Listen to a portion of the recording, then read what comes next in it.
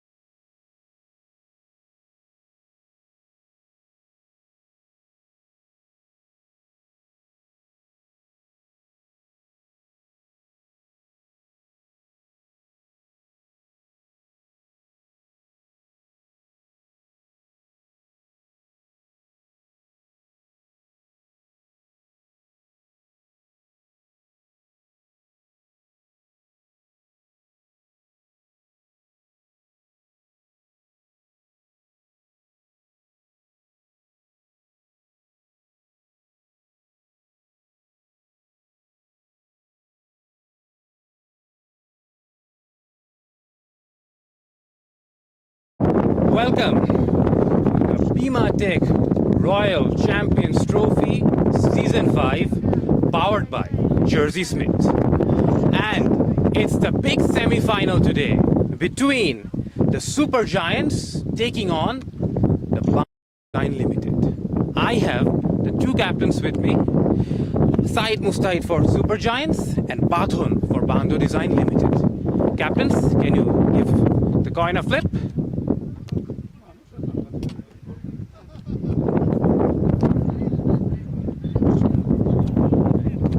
Bangladesh Bank is the and the Super Giant Said Mustaid has won the toss. So it's the big semi-final. Are you taking the pressure or is it just another game?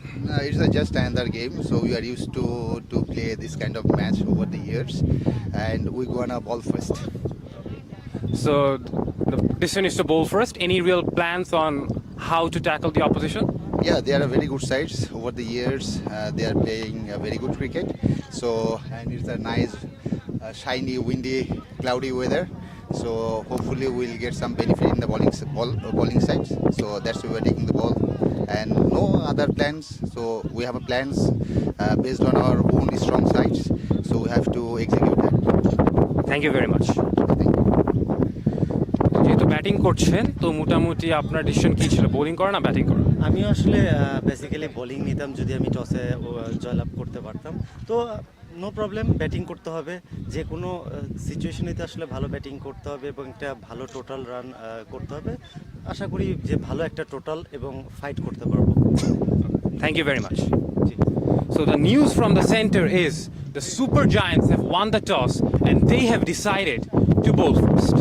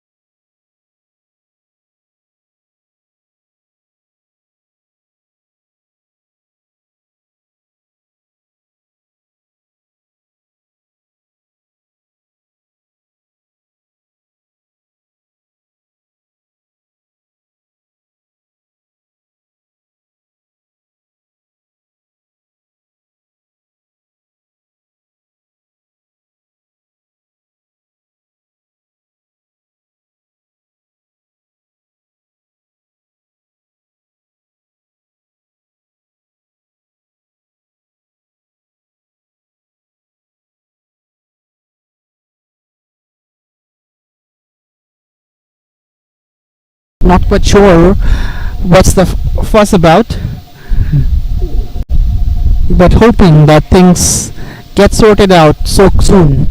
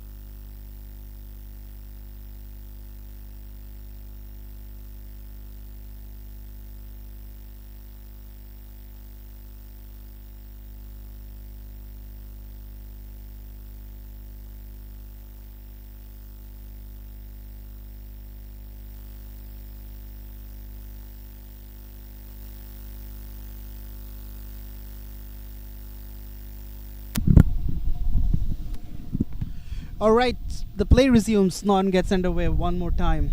On the pads, picked up, and through backward square leg. It's gonna race away for the first boundary of the game. Yeah, on the pads, the easy pickings from Rana there. Was a good over until then, but Noyon just couldn't finish the over well enough, and that ends over number 1 with the score at 8 for none.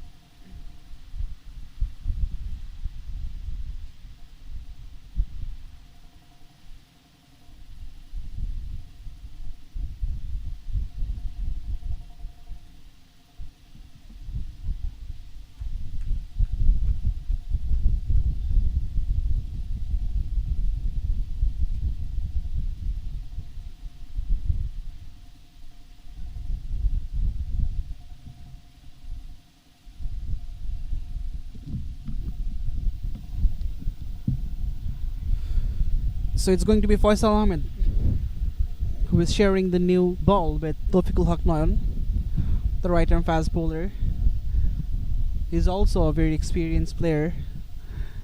Again, the member of the Last Man Stands Bangladesh national side. Has played amateur cricket for so many sides in different leagues, and he knows how to use the shine of the new white ball. Coming up against the left-handed batter, Johnny. Oh, well played. Such an artful shot. Played it late, played it through the gap. Boundary for Johnny. Yeah, that's a educational outside edge. It was pitched up, wide Yorker, and the batter knew that in the power play, no third man back, all he needed to do is get some bat on it. And that was enough to find his first boundary for Johnny. Absolutely. He waited for it, played it at the very last moment. He just opened the face of the blade and just helped the ball on its way. Goes again. Goes big time. How far is that traveling? Oh no, taken! Taken in the deep! That is a magnificent grab! Oh yes! Absolutely a stunner! And that's the end of Johnny. Absolute stunner. He plucked it out of nowhere there. He was completely off balance. It never looked like that he was going to reach it. We all thought that he's going to go to the boundary. But somehow he covered the distance, plucked one hand out, and somehow it just stuck. And that is a catch to remember, especially in the semi-final. And he gets rid of the dangerous Johnny. The Johnny we've seen in the tournament, early in the tournament, smashing a 60-odd of 30-odd deliveries. He was the man of the match. But today, it isn't his day.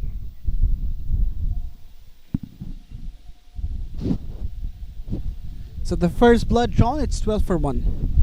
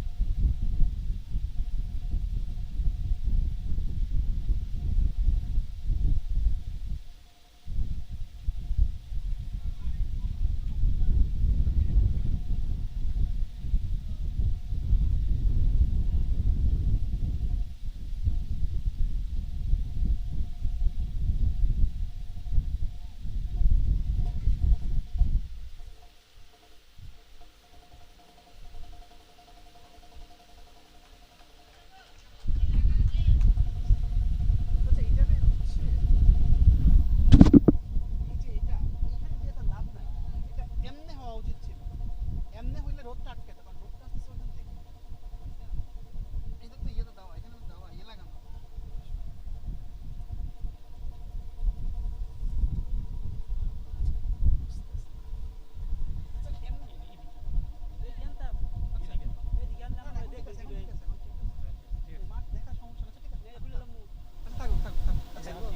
মোটামুটি ঠিক আছে ঠিক আছে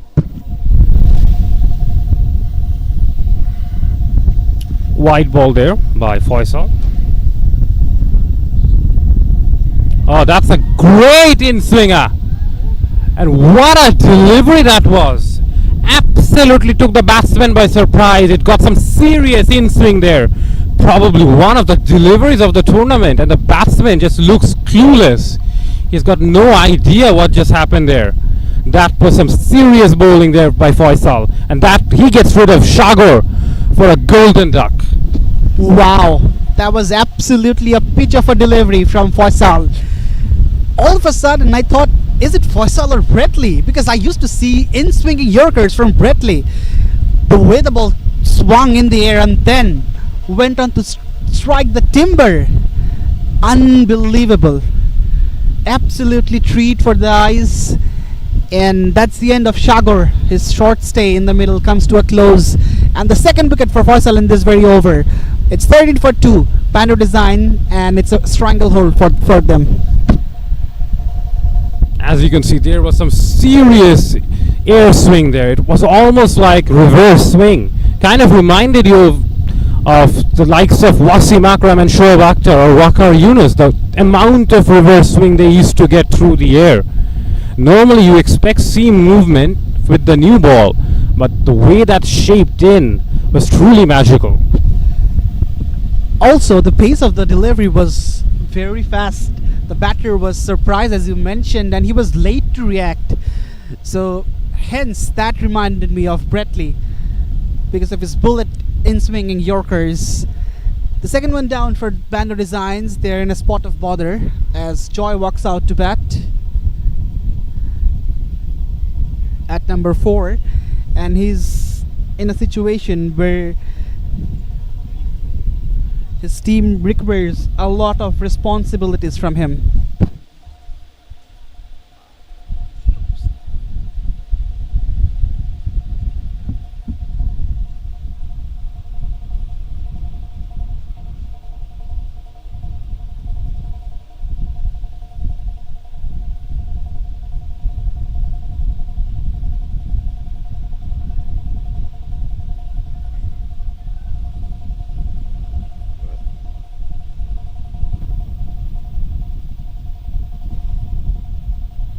Again, in swinging delivery, hurried on the batter. A quick single taken.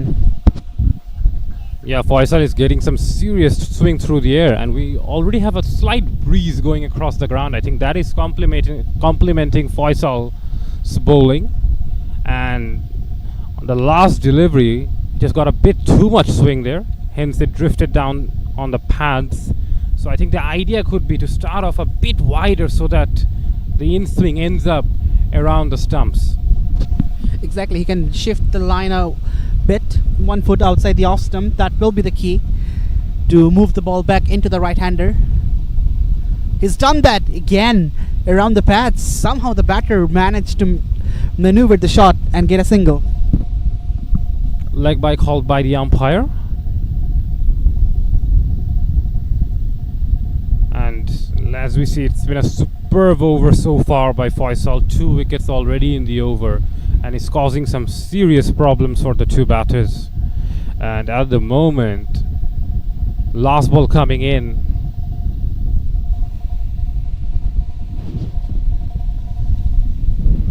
Slightly over pitched, driven through the covers. The ball is racing towards the fence, and it somehow got there. A boundary to start, a boundary to end the Faisal over. Such an eventful one. 2 boundaries, 2 wickets, 2 singles.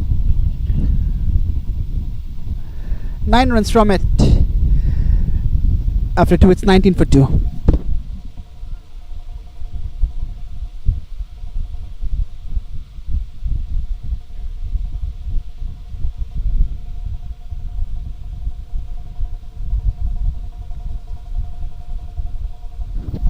Again, Faisal was looking for that in-swinging Yorker, but this time around it was overly full and became a low full toss. The batter just used the pace, has threaded a needle through the offside field and earned a boundary.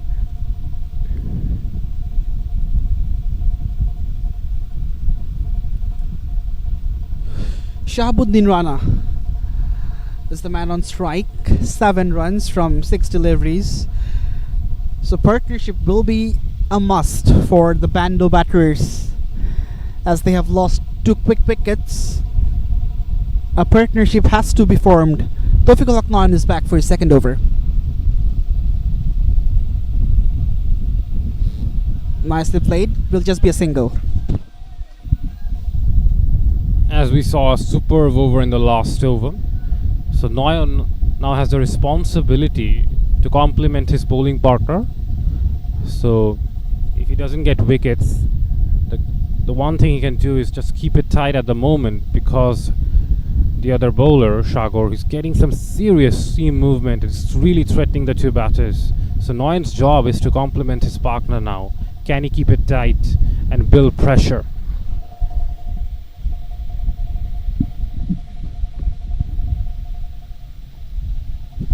On the pads, watchfully played. Did Joy. Tawfiqul Haq Noyan is a very tricky customer.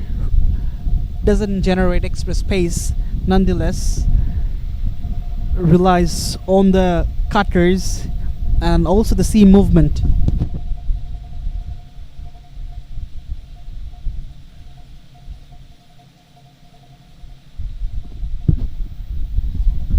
Swing and a miss.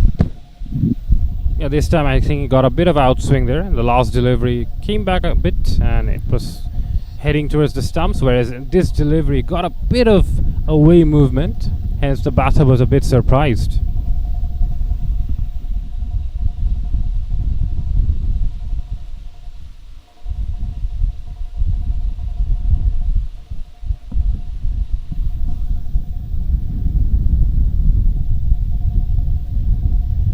This time the batter was quite ready, and that was a loose delivery, short, wide, and Joy takes full advantage of that.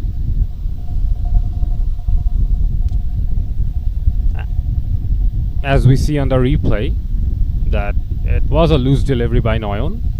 Just couldn't maintain his accuracy of targeting the stumps. This time he offered a bit of width, and that was enough for Joy to take full advantage.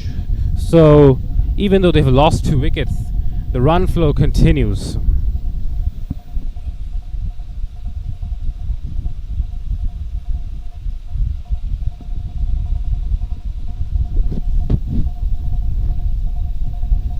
Backing a counter punch, the Bando batters.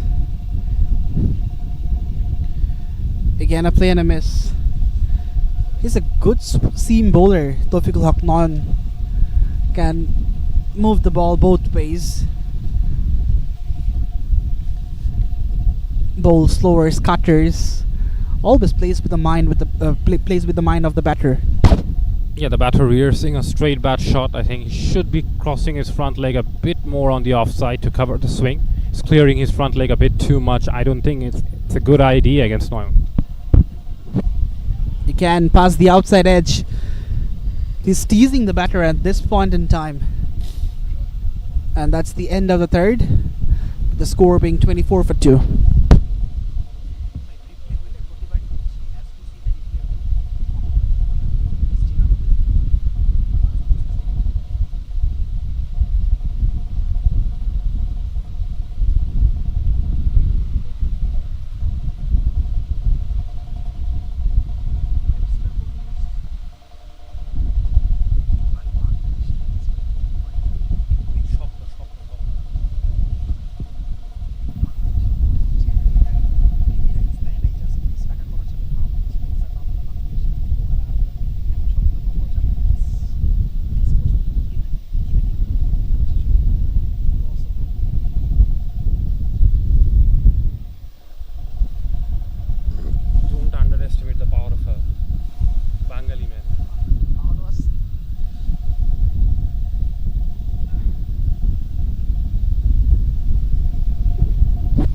Right, so Faisal is back from the other end.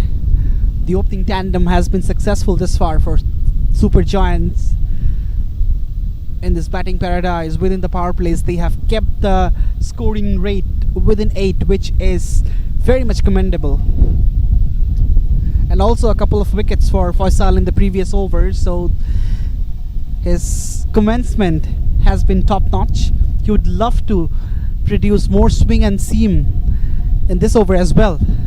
Again, as I mentioned, hitting the toe of the batter, a single through leg by. Yeah, bowling that in-swinger seems so natural for Faisal. He's got this action built up, which kind of falls on the offside a bit, but gets the ball to shape back in from wide of the angle, wide of the crease, and hence it becomes very difficult for the batters to negotiate. I've been following him for the last few years. He didn't have these in the early phase of his career, but with the time, he's really shaped himself as a fast bowler, has added all the weapons in his armory. Across the line, a quick single. Yet again, the batters are taking risk in a situation where they're under the pressure.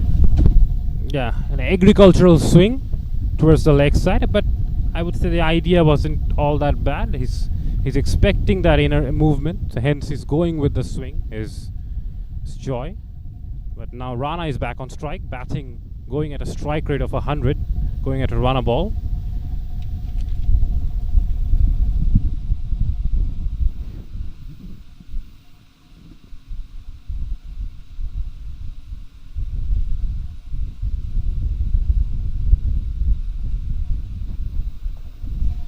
Straight back to the bowler. Oh, was a catching opportunity, but went through the hands of Faisal. It was very quick. Thus, he needed to react so quickly. A missed opportunity, but it was a difficult one. Yeah, that was hit straight back past the bowler, and the counter punch continues even though they've lost 2 wickets. Faisal picked up 2 wickets, but he's also gone for 14 in his 9 deliveries. So the batsmen are not afraid to take him on. Again, on the pads, some swing on offer, another single. Yeah, the Bando Design Limited, you can say that at the moment they're saying that attack is the best defense for them, and they're truly going after the bowling. The run rate seems to be okay at the moment, going at just under 9 runs per over, which is a very decent start considering the conditions over here. Goes straight down the ground, but there is a fielder who is chasing it, and the ball wins the race. That was sweetly timed by Shahabuddin Rana. Not much power applied, just timing, and the ball did the rest. A lovely on drive there, going with the swing. So I would say the field probably wasn't set all that well, according to the bowler, because you're getting so much inwards movement. Normally you would want to have a long on back, but on this occasion, because the long on was wide and inside the circle, the batsman took full advantage. Since the power plays are going on, only 2 fielders are outside the 30 yards ring, but no long on there. On the pads, down the leg, it goes fine, but there is a fielder at deep fine leg, so it'll just be a single. And that's the end of the 4th over 2. 12 runs from it. After 4, it's 36 for 2.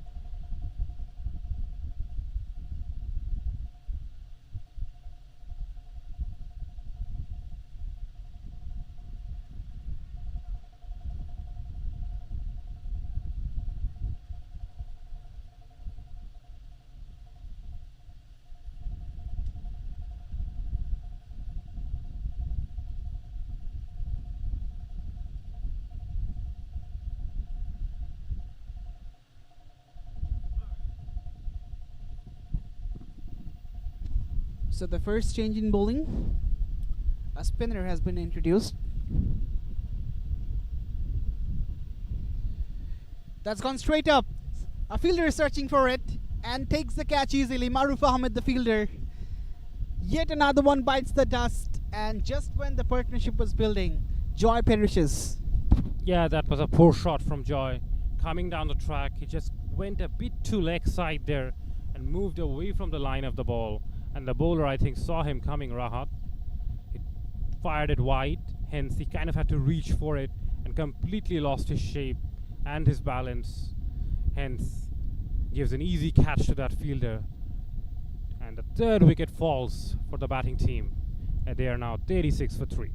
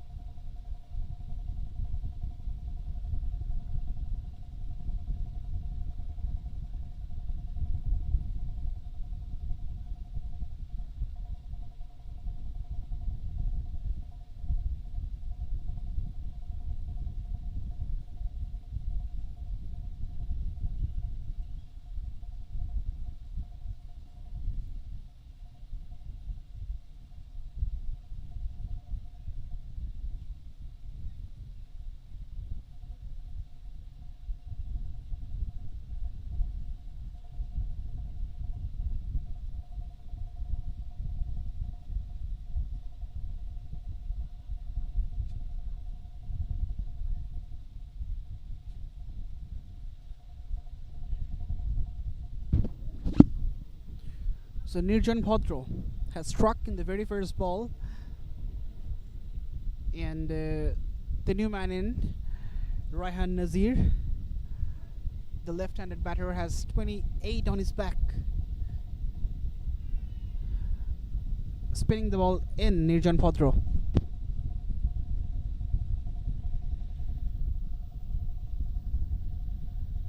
Starts off with another dot delivery for Nazir. Raihan Nazir, the batter on strike, another left-hander.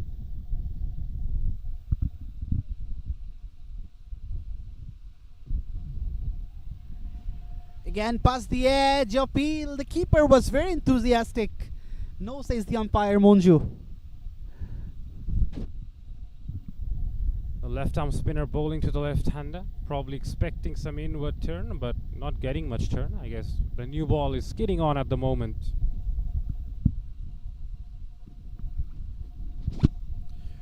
Rightly pointed. There was some outward movement from Nirjan Bhadra in the previous delivery. Now humming around the stumps, bit of yes and no. Confusion which shouldn't take place since banner design are already under pressure. Yeah, the pressure is definitely on Bandu at the moment, and the bowling team is really putting everything on the line. Backs away, punches it, but straight to the fielder yet again. So they're finding it difficult to score runs. 4 dots in the trot, including the wicket. Yeah, the Super Giants are really tightening the screws at the moment. No runs so far from the over. On the shorter side again, play and a miss. It's a magnificent over. A wicket maiden for Nirjan Bhadra. The 5th over comes to a close, with the score being 36 for 3.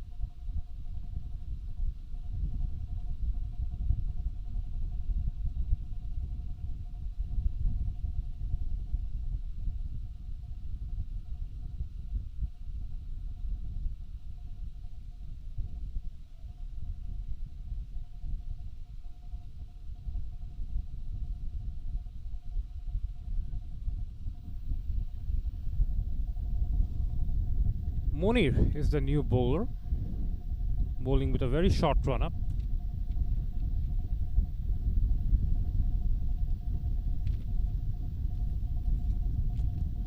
Hardly any real pace on offer, and the batsman Rana smashes it on the up, comes down the pitch, expecting no real pace, and adjusting and hitting it through the offside for a boundary. Welcome to the middle, Monir. A warm greeting with a boundary from the batter.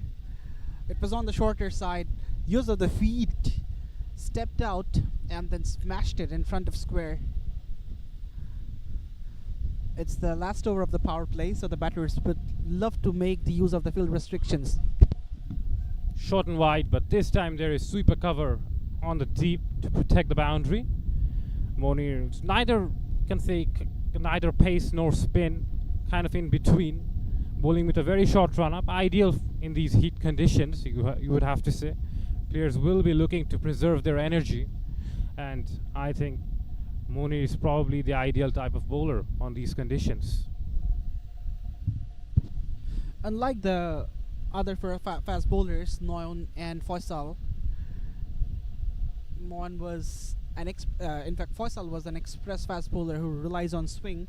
On the other hand, Noyon is mostly reliant in his cutters. However, Monir is completely different. He's a medium fast bowler who doesn't seem to have a lot of varieties, rather loves to maintain the proper line and length to tease the batter.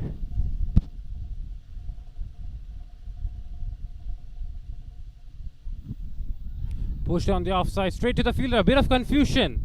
Chance of a run out, and almost there could have been a run out if there was a direct hit. But you can see there are a lot of jitters at the moment among the Bando design batters. Communication has to be top class, otherwise there could be curtains for the batters. This time goes down the ground, but there is a long on in place. It gets around quickly to stop the ball from going to the boundary. That was good work done by the captain Mustahid there, leading from the front.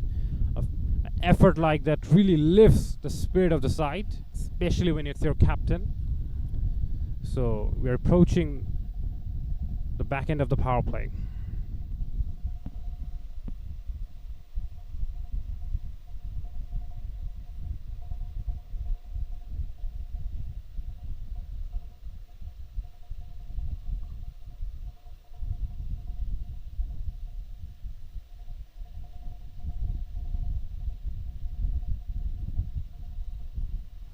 Oh, that's been sliced away on the offside. Just about clears the inner ring and reaches the boundary. It's a short boundary towards there on the deep third man area. And the batsman, Rana, will consider himself a bit lucky there. It was lucky, of course. Not much of a control in that shot. Not where he intended to play. However, a top edge induced and it flew over the head of those fielders behind the square. Noyon was after it, but the ball won the race on that occasion. Oh, that's been hit down the ground. What a shot! The shot of the evening clears the boundary with ease. That is a massive one to end the batting power play. Wow, it was a monstrous hit. Straight down the ground, over the bowler's head, over the side screen, into the pond. The ball has been lost and now the umpire is looking for another ball. The power plays are done and dusted in a high note. After 6, it's 52 for 3.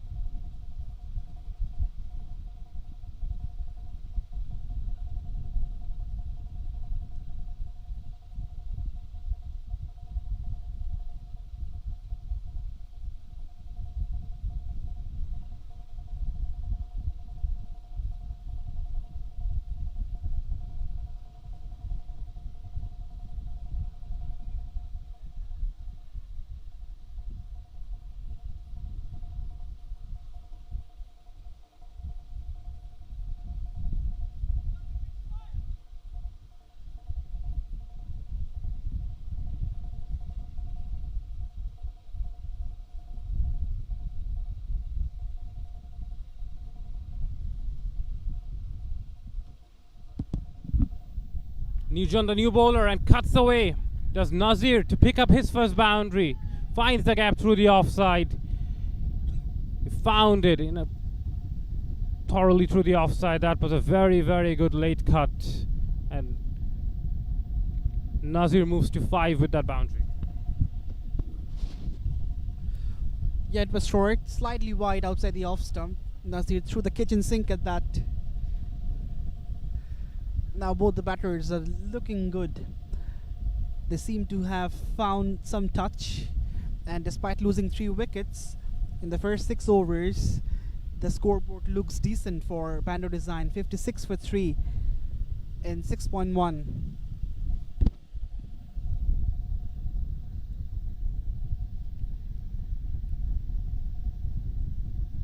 This time tossed up by Nurjan, and Nazir pushes it down the ground for a single.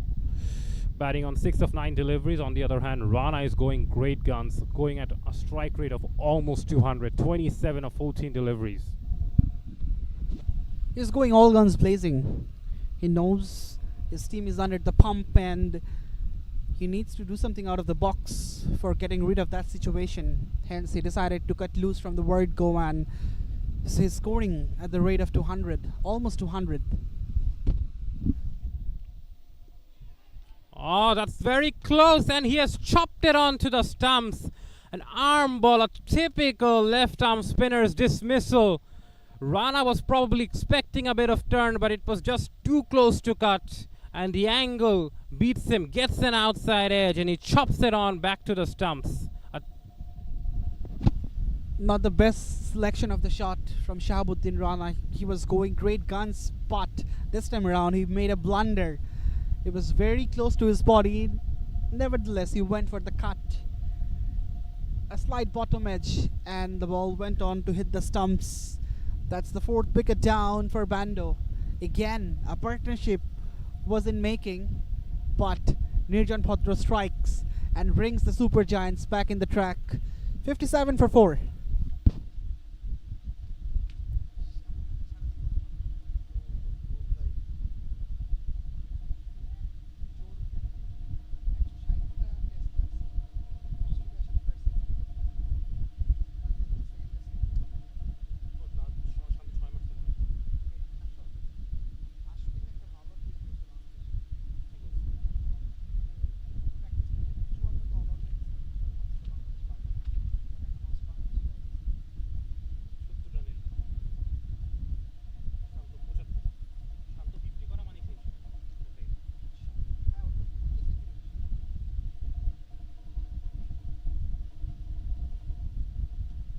Can see that Rana chopped it on back to the stumps, and that was the fall of the 4th wicket. Bando Design Limited, although they're maintaining a healthy run rate, but the wickets column will not satisfy them whatsoever. They're 57 for 4, and another wicket here and there would be curtains for them. And the captain at the is out there in the middle, and he now has to steady the ship.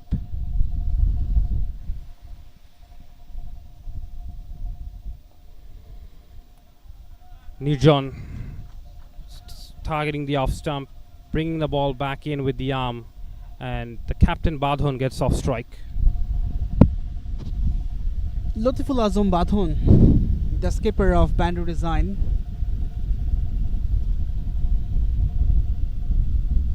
arrives in a time when his team badly needs his service. The skipper should lead now from the front.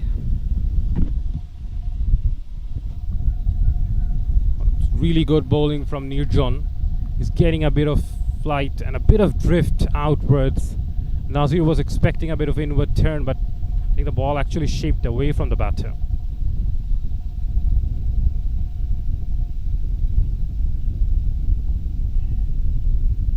Pushed straight back to the bowler to end over number 7. Another great over by Nurjan, and the score is now 58 for 4, Bando Design Limited.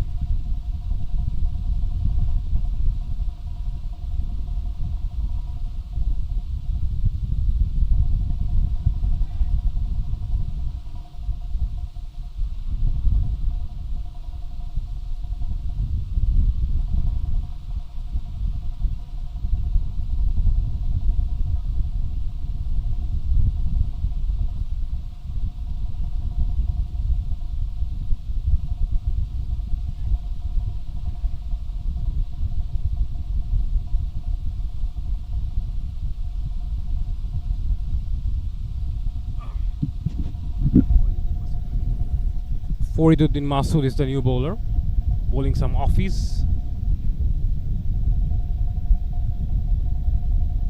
Hit over the offside.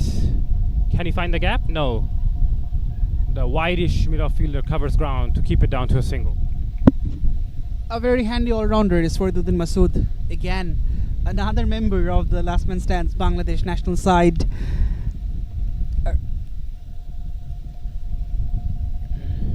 A great batter as well.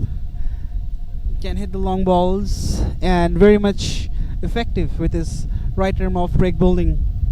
He's tight, he's accurate and often very much parsimonious. And very stylish too, with the shades on, bowling.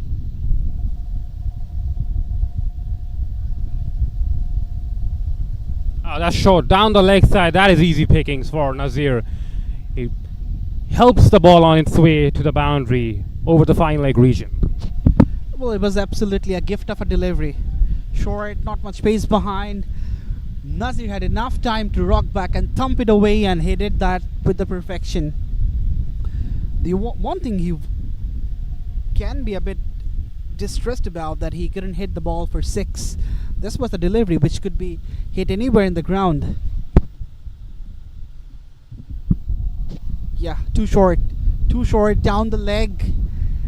Easy pickings. He's not gonna miss out on those deliveries. Farid now has to get his line right here, especially against the left-hander coming round the wicket. Tucked away on the leg side for an easy single.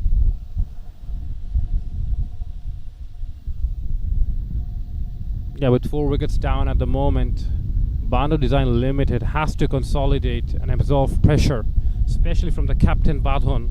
Seems like a very cool customer. During the toss, he was very, very cool, and he has to show that coolness in this heat.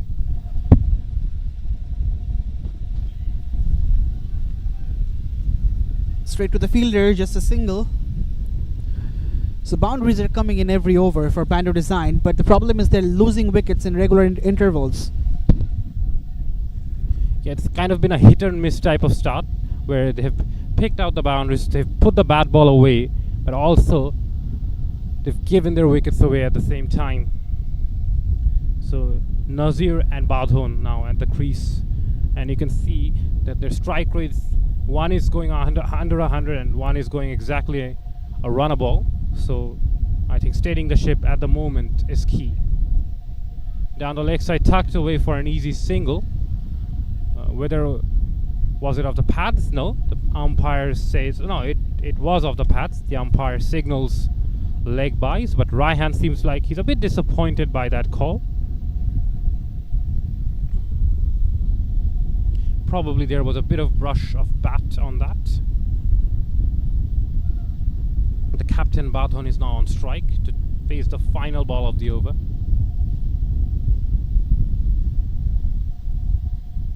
Oh, dances down the track, and what a beautiful piece of bowling by Farid. He beats Badhon on the flight, and what a wicket that is. The captain is now gone, and Bando Design Limited has lost half their side. That was some serious piece of bowling there from Farid. Saw the batsman coming, he pulled it back, got the ball to drift away, and it was an easy piece of stumping for the keeper.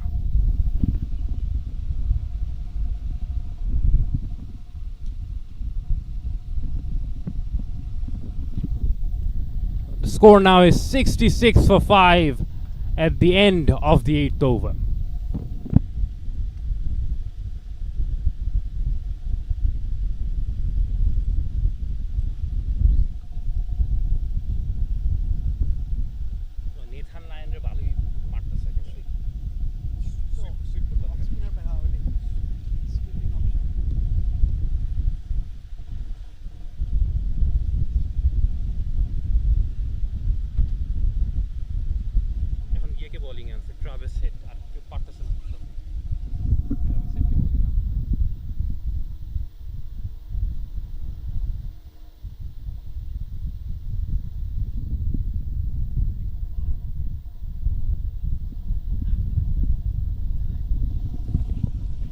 Bando Design Limited are now staring down the barrel of getting bundled out within 100. The way they're losing their wickets at the moment, it seems like another wicket and they will be down to their tail. So now, in the semi-final game, it seems like the pressure is really getting to them. Exactly, they're falling apart. Bando Design. They need to redesign their innings with the help of something magical. Raihan Nazir on strike with the turn, played it in the gap. Should just be a single.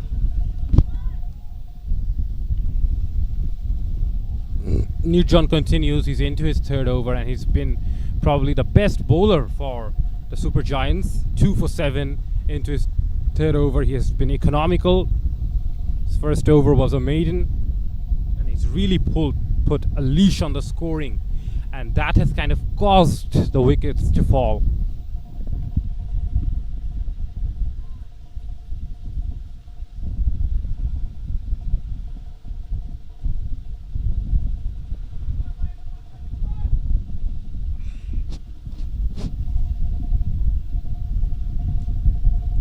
Go straight. Shouts of catch it, but I don't think there will be someone to catch it. It's gone flying over. Half a dozen is the result. That was Parvis facing his first ball. What guts after your team has lost 5 wickets and to come out and hit a 6 of the first ball. Now that is some serious statement. A shot of authority. Sounded so good off the bat. Appeal immediately after the next delivery. Not given. Good comeback from Nirjan. That was a poor delivery, the last one. Tossed up right up to the bat, but this time he gets his length right. Pulls it back and almost strikes the batsman on the pads. Again, around the pads. That's where he should be humming around. Nirjan seems like a very, very accurate bowler. Does not look to turn the ball. Kind of follows the forte of Shakib Al Hasan. Targets the stumps, relies on his armors, and beats the batsman through the air.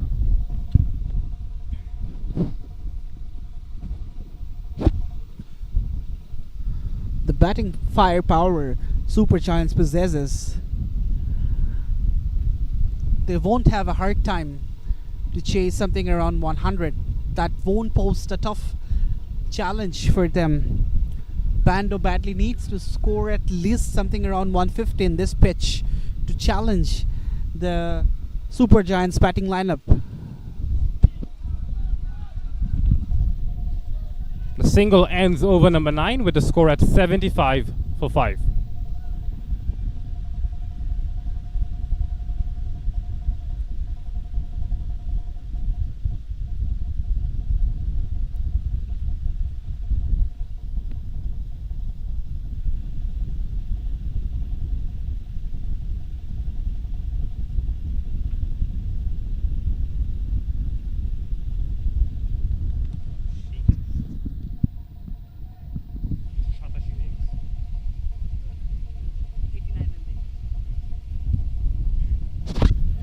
There is the Bando dugout, must be very tensed.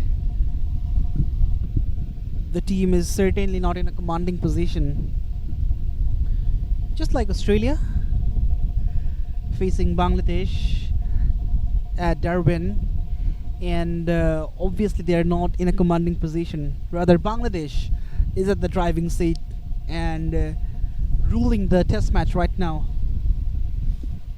We'll talk about that later as Faridun Masood is back with his second over. Appeal straight away.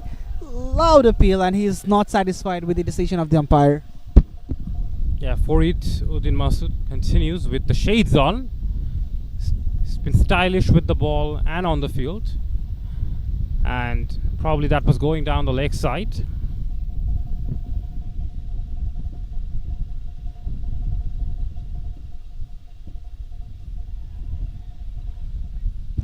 got him right through the defense. And that's the end of Raihan Nazir. He can't believe that how did the ball went through the leg and the bat. But that was Fariduddin Masood to remove Nazir from the equation. An armor which went on to hit the timber. And that gets rid of Raihan Nazir. 75 for 6, Bando Design. Nazir was the only one who was looking to really spend some time at the crease, back going at a strike rate under 100. He was looking to consolidate the innings, but now he too perishes, and Bando Design Limited are really staring down the barrel of getting bundled out within 100, and they're under some real pressure because now they're down to their tail and they're really under some serious pressure now. Hitting the top of the middle and the off stump, dislodging the bails. 75 for 6 is what they have collected. It's a lovely morning here at PKSP. The clouds are hovering around the blue shades of the sky. It's a great scene. It's a great sight to be here and experience the game of cricket. Yeah, the sun is definitely playing hide and seek, and we also hope that the sun keeps on hiding itself from us, because the weather conditions at the moment are very, very pleasant for the cricketers, for the commentators, for the broadcasters, for everyone on the ground. But the situation is not very pleasant for Bando Design Limited. 75 for 6, we're down to the bowlers now. Tucked away on the leg side, Shaun gets off the mark. Not even through the halfway point of the innings. Still on the 10th over, and Bando has already lost 6 wickets.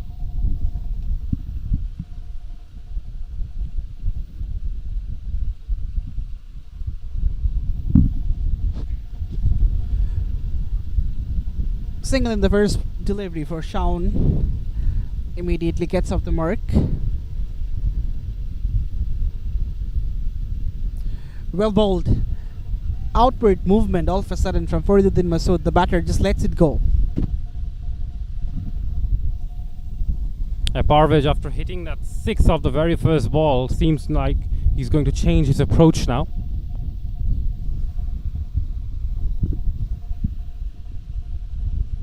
A bit of disturbance on the side screen as we see someone going across. Goes wide outside the off stump, cut and cut well. But there is a fielder who prevents the boundary, so it's just a single. Now it's mostly about batting out the 20 overs for Bando Design Limited. They should not be worrying about boundaries at the moment or the run rate. Once again, short and wide, cut away to that same fielder for another single to end over number 10 with the score at 78 for 6.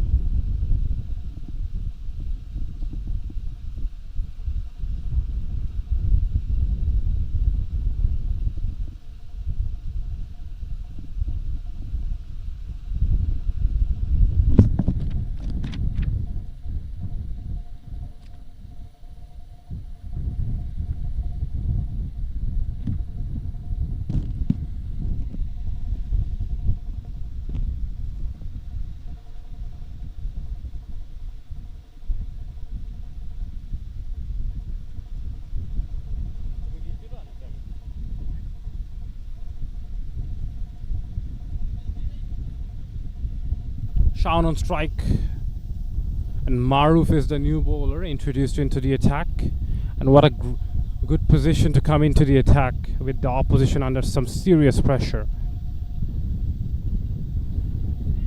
Short and wide and cut away, but no single. Dot to start for Maruf.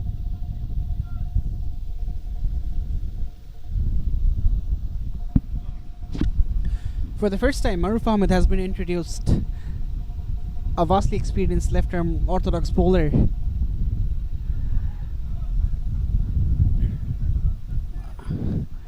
Has played Royal Champions Trophy for the last 3 years. Contributed whenever it was possible with the bat or the ball. Was a former first division cricket player, so a lot of experience under his belt.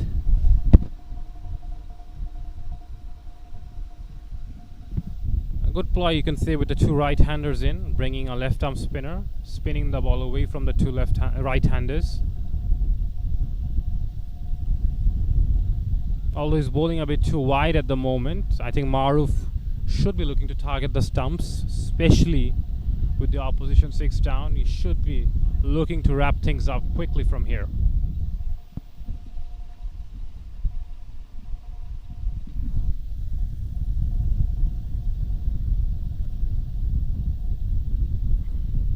Tossed up, goes through the offside and finds the gap and goes over the boundary. What an easy looking shot that was, over extra cover.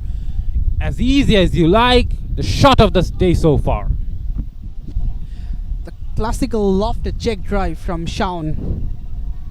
He lifted it over the covers and the fielders just became spectator.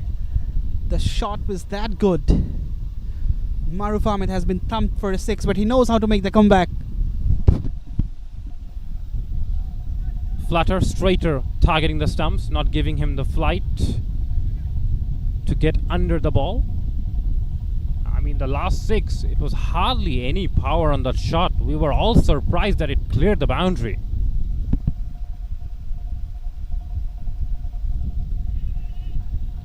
Looking for a single on the offside, isn't available, and ends over number 11, 84 for 6.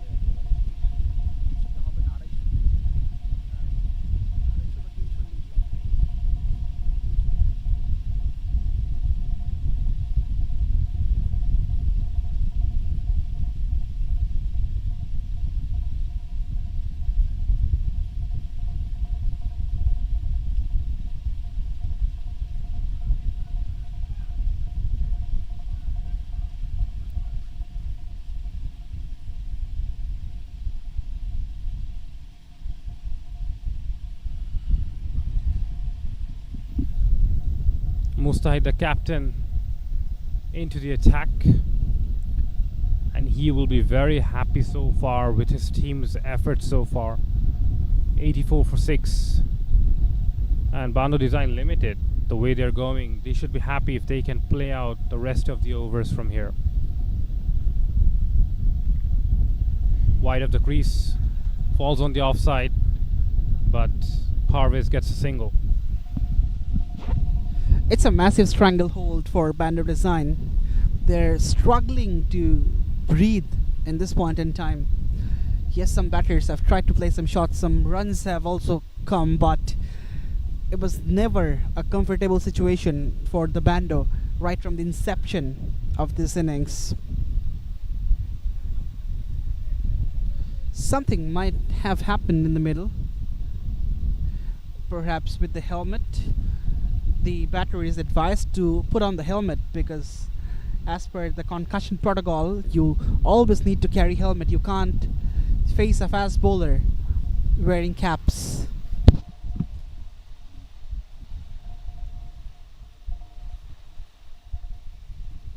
Yeah, safety should always come first.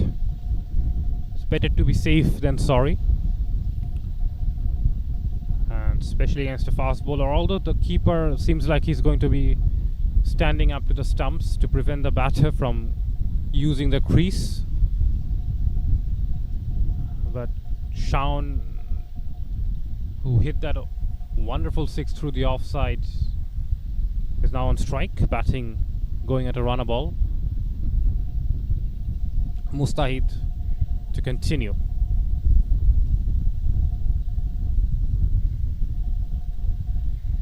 Goes down the ground as Shaun, but there is a fielder to prevent it from going to the boundary. Yeah, that's the reason why the keeper is standing at the stumps. The batters often try to come down the track and take the charge on Syed Mustahid Hossain. For preventing that, he's at the stumps so that the stumping opportunity can be created.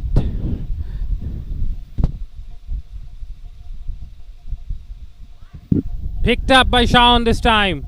Will it clear the boundary? It does, easily over the boundary as the mid-wicket fielder looks on as it goes over his head, and Shaun picks up his second six.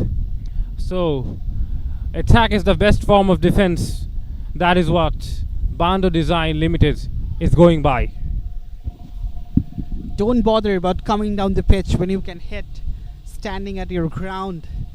That's what Shaun did.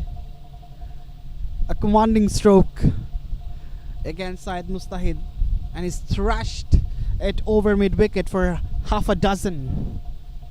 A counter punch from Bando Design. Despite losing so many wickets, the flow of the run doesn't seem to be stopped. Mustahid pulls the length back this time. Wise thing to do. Shaun is looking for those fuller length deliveries. Someone who loves to hit down the ground through the offside, through the leg side.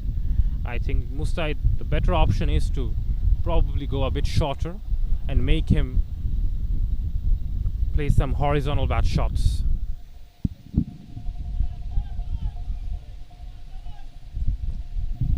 Pushed on the offside for an easy single.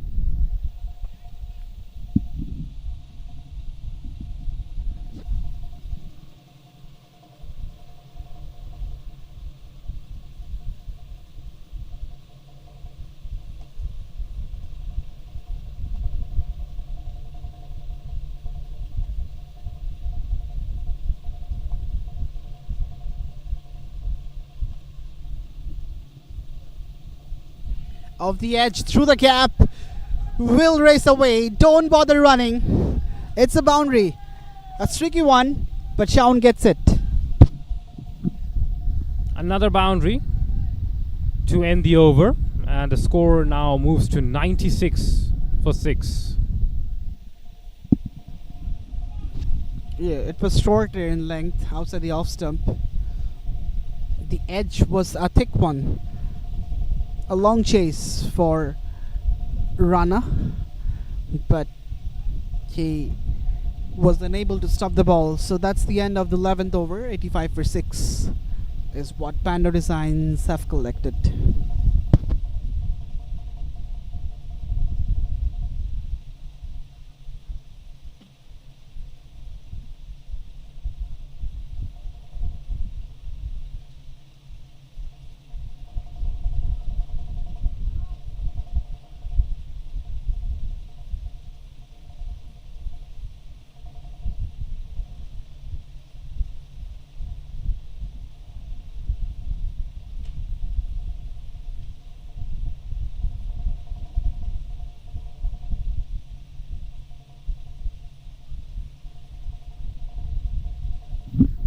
Maruf continues for his second over.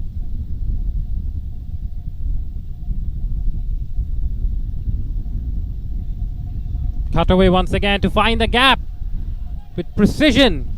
He dissected the two fielders with absolute perfection there. It was Shaun. That was a welcome boundary once again, and the partnership seems like it's flowing, and the score now goes up to 100. The shot was good, but the placement was even better. Exactly through the gap between two fielders, and both of them were just looking at each other because they knew that nothing much to be done for them. A boundary to kickstart this Maruf Ahmed over. He will be under the pump after conceding this boundary.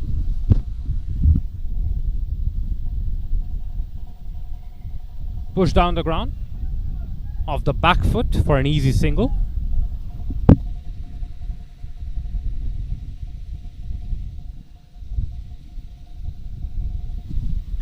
Right now, the projection of the score says it will be 153 if they keep going with this rate, which is not going to be a bad total. But Bando has to play out the 20 overs. They have to bat the full quota. Shaun and Parvez, someone needs to stay and play a long innings and bat till the very end. Yeah, they've certainly got some batting depth here, Bando, with 6 wickets down, but the partnership seems like it's still continuing. No single on offer there.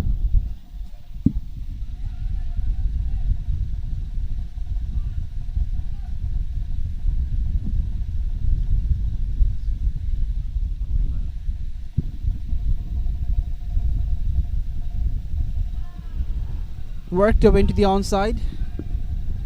Another single will be fetched.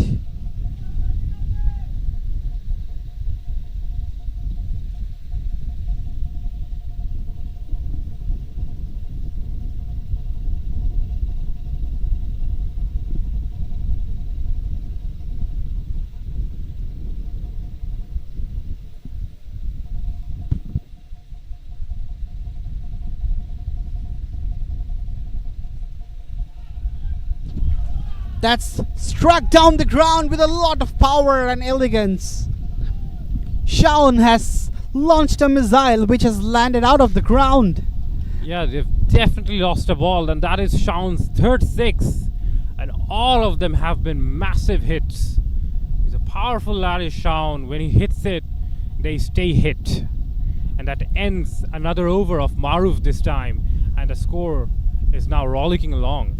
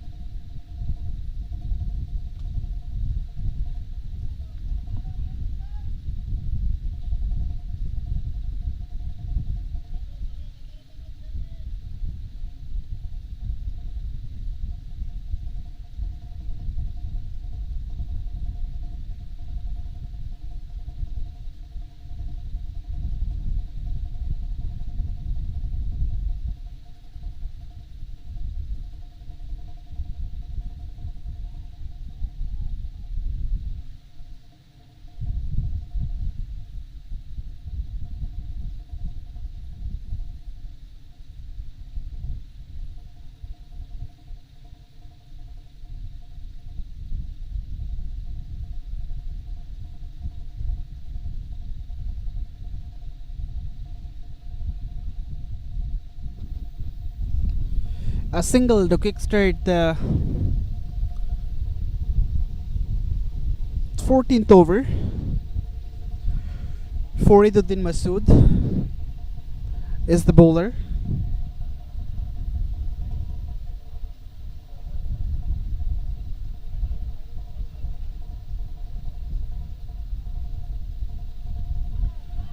Wide, cut away nicely, but there is a fielder, so it'll just be a single.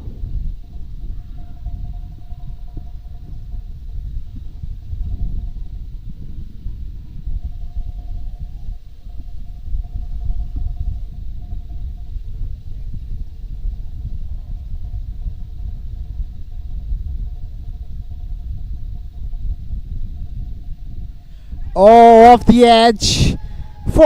Fortunate runs. And now the fortune is favoring Bando Designs Limited. A quicker delivery from Fariduddin Masood. Not where Shaun was looking to play the shot. It kissed the outside part and rolled onto the fence.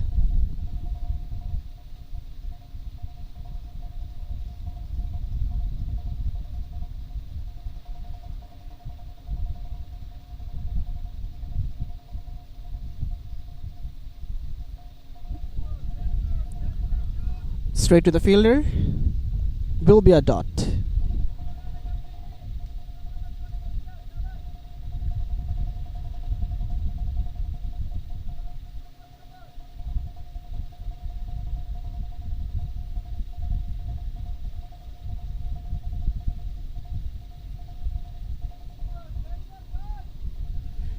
Driven on the up. 116 was the total. With this single it becomes 117 after 14 overs.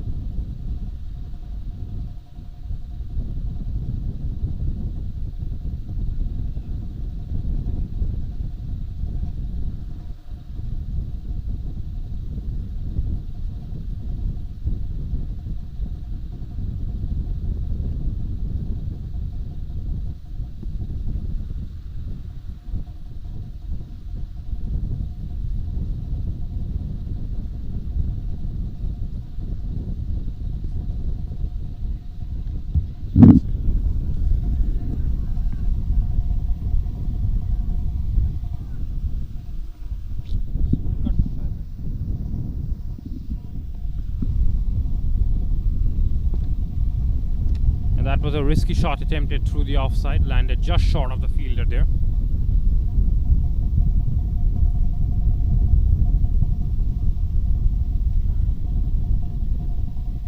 Tucked on the leg side this time.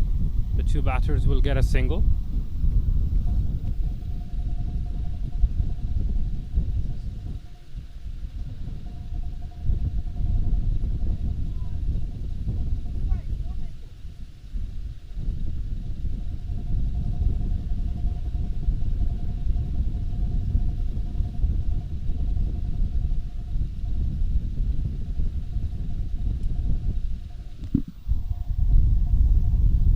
Pushed away on the offside as the fielder looks to collect but allows an easy single to be taken. He's a bit disappointed, is Farid, that he could not stop that ball.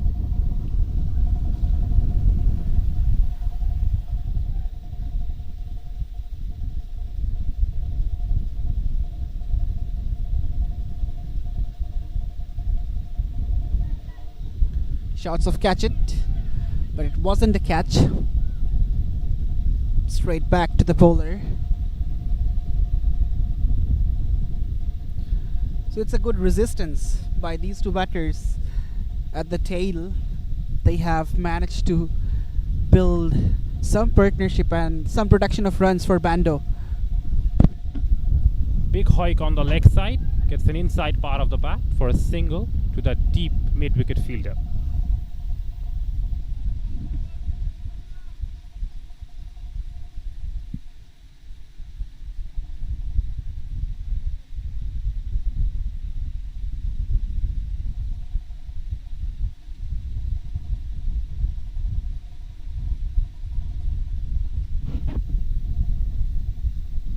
Again, on the stumps, this is control line and length from the bowler.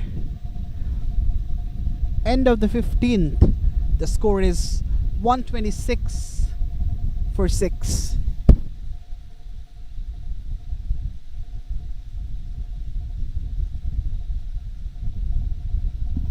After the loss of the 6th wicket on the score of 75, these two batters have put on a good partnership of 45 runs, and that has come at a good rate, especially with Shaun smashing those sixes and those boundaries. They've really pulled the team out of a big hole there, because at one point it seemed like that they're going to be bundled out of under 100, but now, especially with how Shaun is batting, you can kind of expect that in the last 5 overs, if they can cash in, a score of 160, 170 is pretty much on at the moment. And on a big game, on a semi-final game, on a high-pressure game, anything on the board, anything around 160, 170 can be very, very challenging for the Super Giants. Although we know the batting firepower they possess, but in a semi-final game, it's a completely different challenge altogether.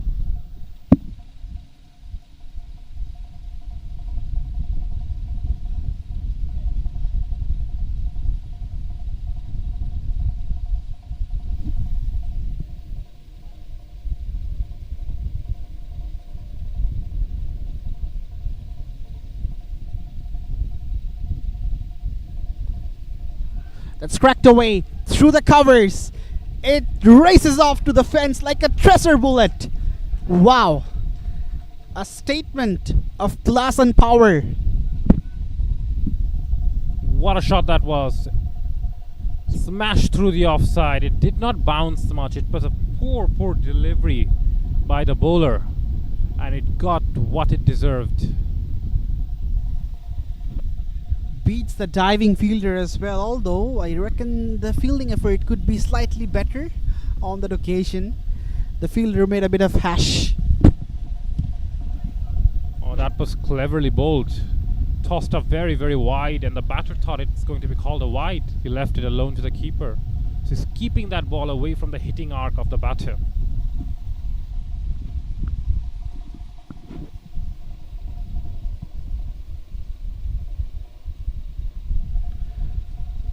Again, play and a miss. Maruf Ahmed is trying out all the options. The armor, the deliveries which are turning everything.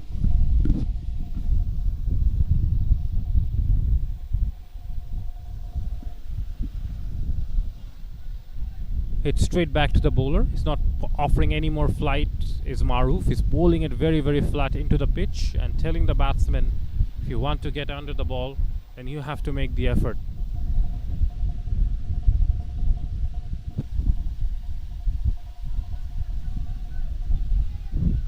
It's a good comeback from Maruf. Despite being hit for a 4, he held his composure and produced dot balls one after another.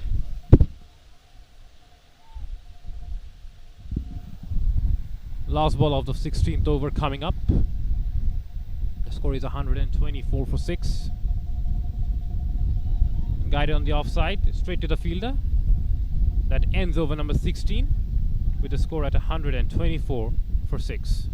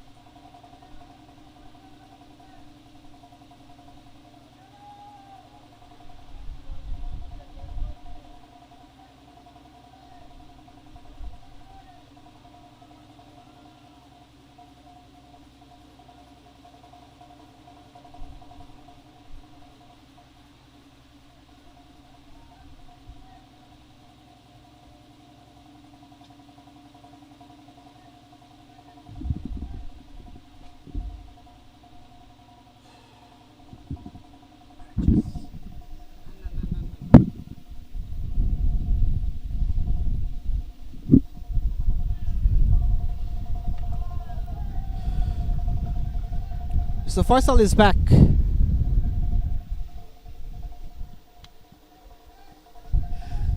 Don't be confused seeing the scoreboard. It's not updated, and unfortunately, we sincerely apologize for the technical issues.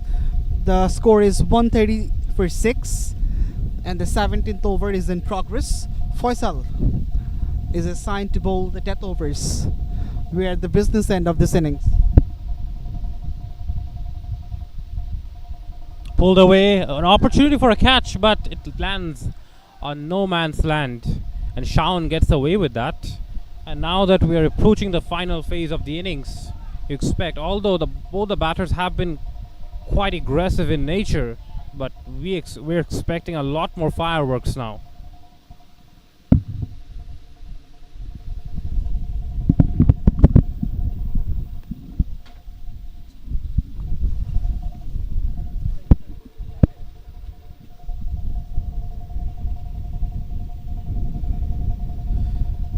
Goes wide outside the off stump, and there was an off cutter as well. He rolled his fingers around the ball, did Faisal. Slower ball. Bowled wide of the crease, looking to keep it away from the hitting arc of the batter. Clever thinking by the bowler, and the batters have to be ready for that because there are two fielders deep on the offside. So anything off the bat could fly away for a boundary. Again, play and a miss. And the batter was looking to go for a wild pull shot. The intent is very much evident, and the approach isn't quite wrong either. They have to hit at where the business end. And that was an on-pace delivery by the bowler. Bowled at probably one of the fastest ball we've seen today, that really rushed through to the keeper and beat the batsman for pace.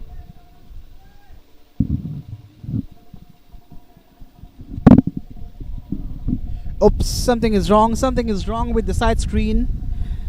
The batter isn't quite happy, and Faisal won't be happy as well because he made the whole run up, and at the very last moment he was denied.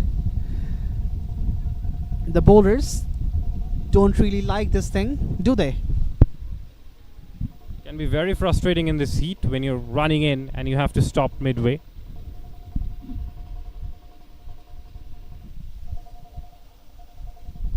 Again, goes wide outside the off stump. The batter calls it, asks the question.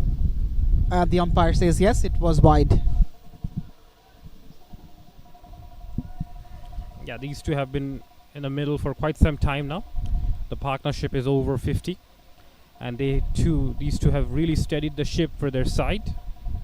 They were really staring down the barrel at one stage, but now I think they can at least target a score of 160 minimum from here, I think, which will be very decent on this pitch.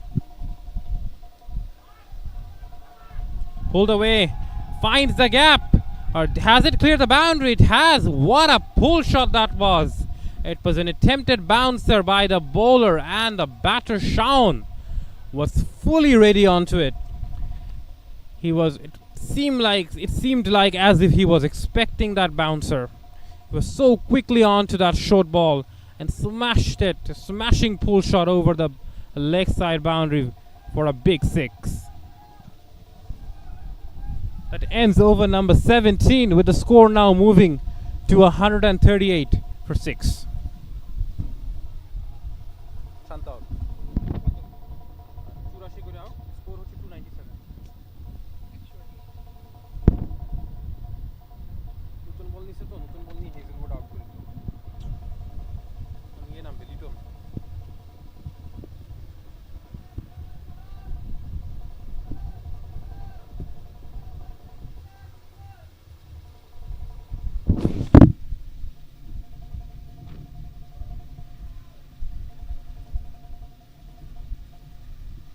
I've never seen that in my life. Australia trying everything to get a Bangladeshi wicket in Darwin.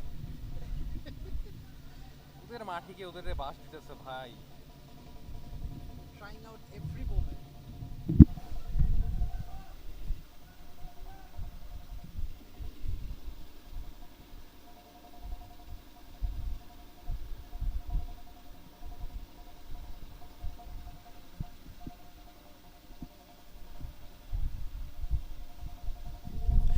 SM Tawfiqul Haq Noyan is back. Not a good delivery, full toss. And that's not a good shot as well. Was about to be caught at deep backward square leg by Fariduddin Masood. The batter missed out an opportunity of hitting a 6. And the fielder missed out an opportunity of catching also. I reckon I have to have a second look on this for the confirmation. Yeah, the batsman was surprised to see that full toss. Could not take full toll there. Pitched up, high up in the air. How far is that traveling? In the safe pair of hands of the fielder. It's a very good catch from Niloy. And that's the end of a very auspicious and fruitful partnership of the Bando Designs batting innings.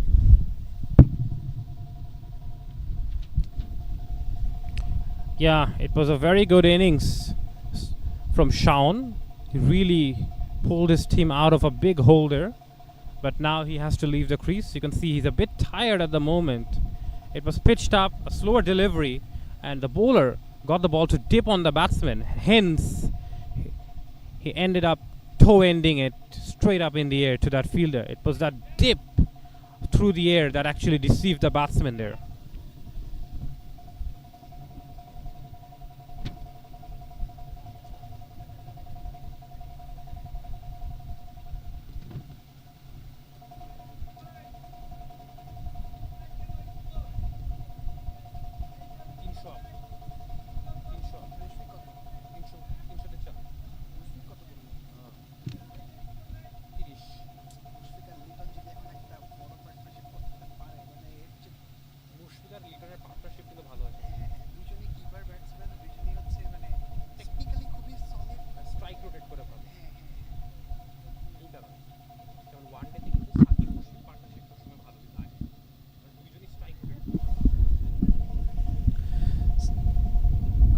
Was looking for a Yorker. Noyan became a low full toss, clipped away, just a single.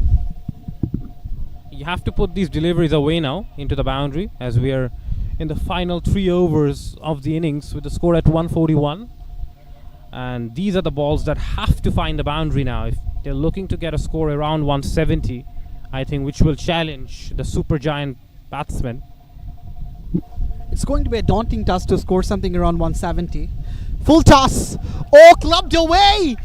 And clubbed away for 6. It was a hit me ball from Noyan. And the batter grabs that opportunity with his both hands. That was the ball to put away, and the batsman surely did. It was a low full toss. Tipped on the batsman a bit, but he picked that full toss, that slower ball or whatever it was, very nicely and smashed it over the mid-wicket boundary for an easy 6 there. It was a poor delivery. A delivery to forget for Noyan. He's a much better bowler.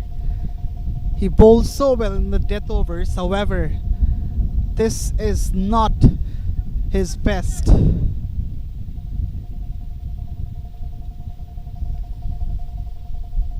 Change of angle coming from round the wicket. Out drive, and that's the 50 for Parvez. A very well compiled innings under pressure. When his team was down, he was the one to do something positive, and he gets his 50. Smashed a 6 of the very first ball he played today, and that was the moment that he actually announced his arrival. Showed that he had no nerves of the semi-final situation and just kept on kept that confidence going, and has now played a vital knock in a vital match for his side, and that has ended over number 18 with the score now at 149 for 7.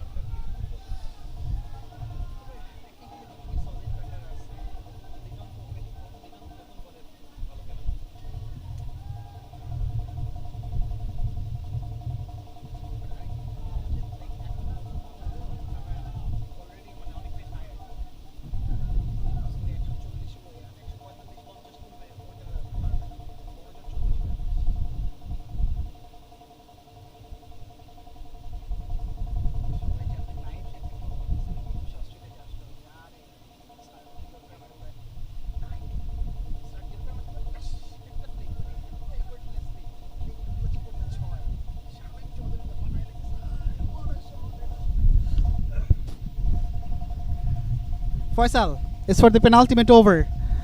Again, he's bowling wide outside the off stump. The batsman was probably expecting a wide call there. It was a low full toss. He could have got a little bit of bat on it, would have meant a certain boundary towards that third man region. But the batsman will feel like he missed out there.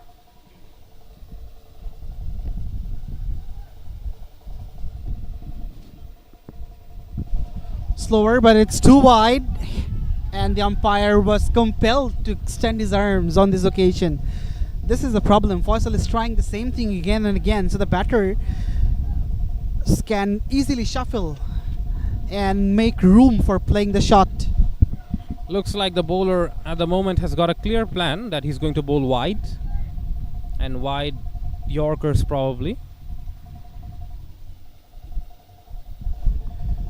Past the edge, play an miss. Once again going wide of the stumps. It's a good ploy, although the batter, he's very tall, he's got a wide reach, should not be afraid to play those deliveries outside the line of the off stump. He's very, very tall, he's got long levers, he's got that extra reach compared to other batters. So he should be expecting that wide ball, he should be ready for it. But he's not a genuine batter, and that's what the problem is. A bowler, Moindul Chavon, tall, lanky, fast bowler. So, despite having a tall stature, he's failing to play those cuts and dealing the wide deliveries with disdain. Said batsman Parvez is back on strike. He's the set man in, and you want him to face as many deliveries as he can from here. Probably out of the remaining 10 or 9 deliveries, he should be facing at least 7 of them from here.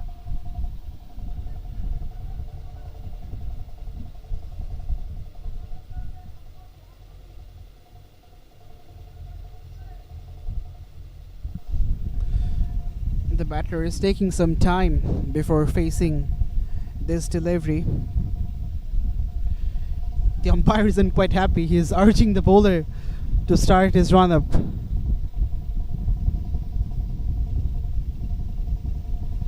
Again, should be another wide. It is a wide.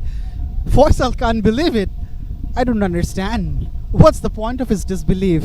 Yeah, that was clearly outside the line of the off stump. It was a clear wide given by the umpire. Faisal got a bit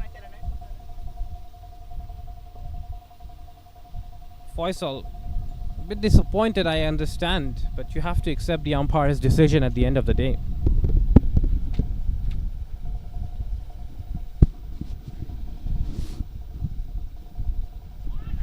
A shot!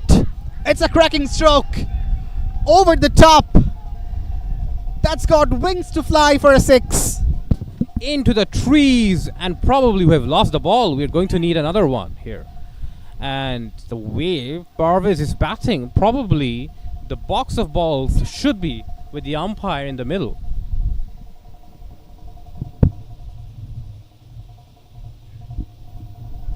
An authoritative pull shot from Parvez. He's the one on whom Bando Designs is relying.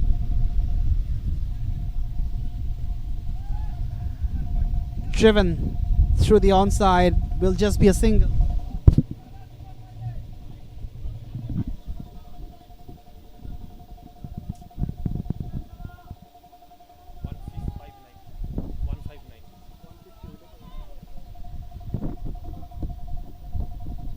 The score is now 159 for 7. And as we are in the penultimate over of the innings, you can expect a score around 170, 175 from here, with probably another ball remaining in this over. Can the lanky bowler goes for that flick, that lap shot, an appeal for an LBW. Now the question is, was it outside the line of the off stump? It probably was, but it was a clever attempt to play that shot, because that shot was definitely on, and that ends over number 19 with only 1 over remaining. And the score is 159 for 7.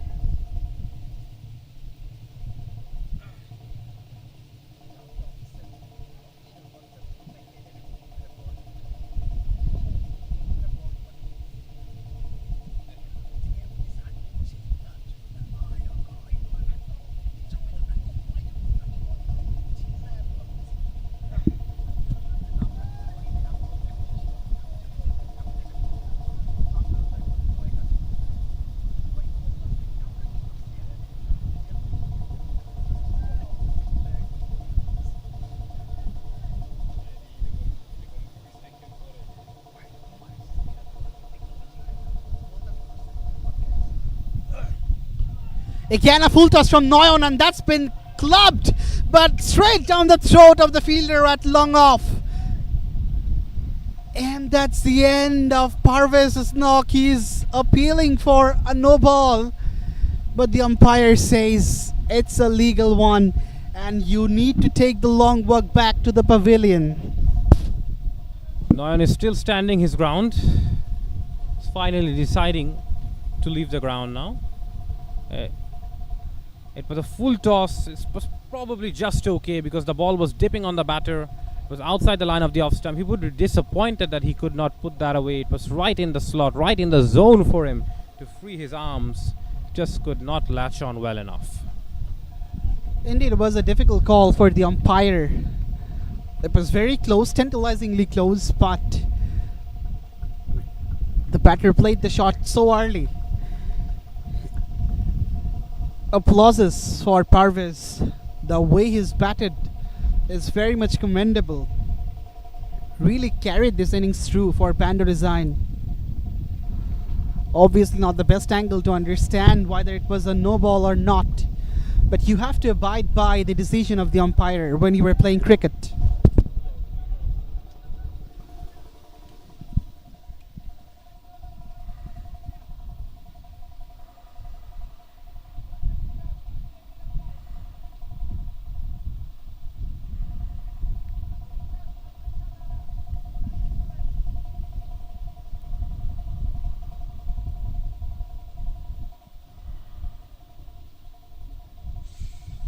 Oh, that was a cheeky looking shot. Got the upper part of the bat there. The batter had no clue whatsoever what he was doing, but they get a single.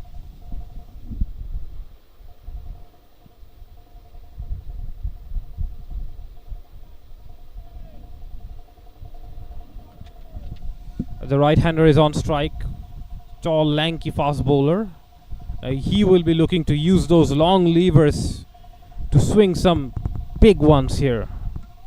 Moinul, the tall, lanky fast bowler for Bando Design Limited.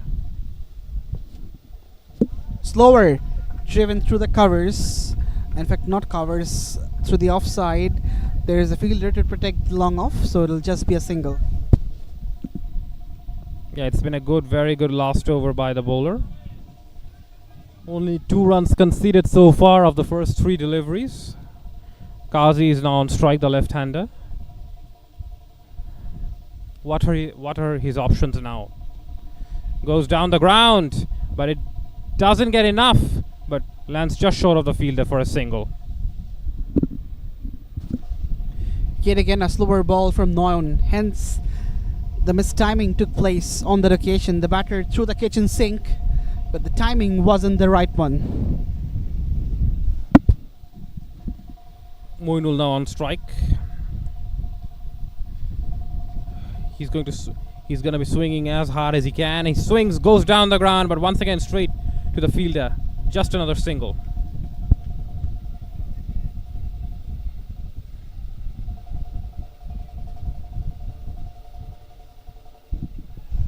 .163 is what Bando Design has collected. This is definitely a decent total in this pitch. Obviously not a mammoth one, but the situation they were in, from that situation, it's definitely a very good total from their perspective. And that's the end of the first innings. 164 is what they have managed to score. So the target for the Super Giants will be 165 from 120 deliveries, and it should not be an uphill battle for the Super Giants, but they have to bat well, they have to play well under this hot and humid condition when the sun is baking down. And after fielding for the 20 overs under this scorching heat, the batters may have some difficulties to face. So 165 is the target for the Super Giants. We are going for a short innings break, and we'll be right back with the drama of chasing. Till then, stay with us, don't go anywhere.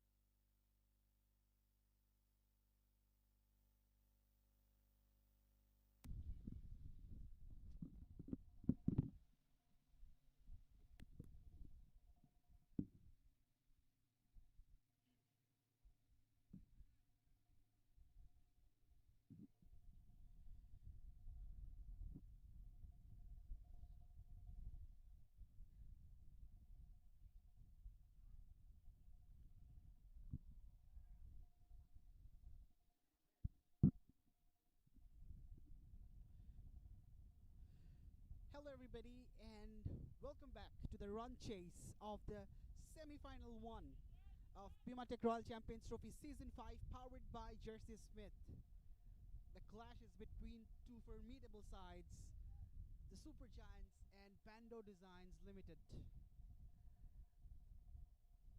In the toss, the skipper of the Super Giants, Syed Mustahid, has won the flip of the coin and decided to bowl first.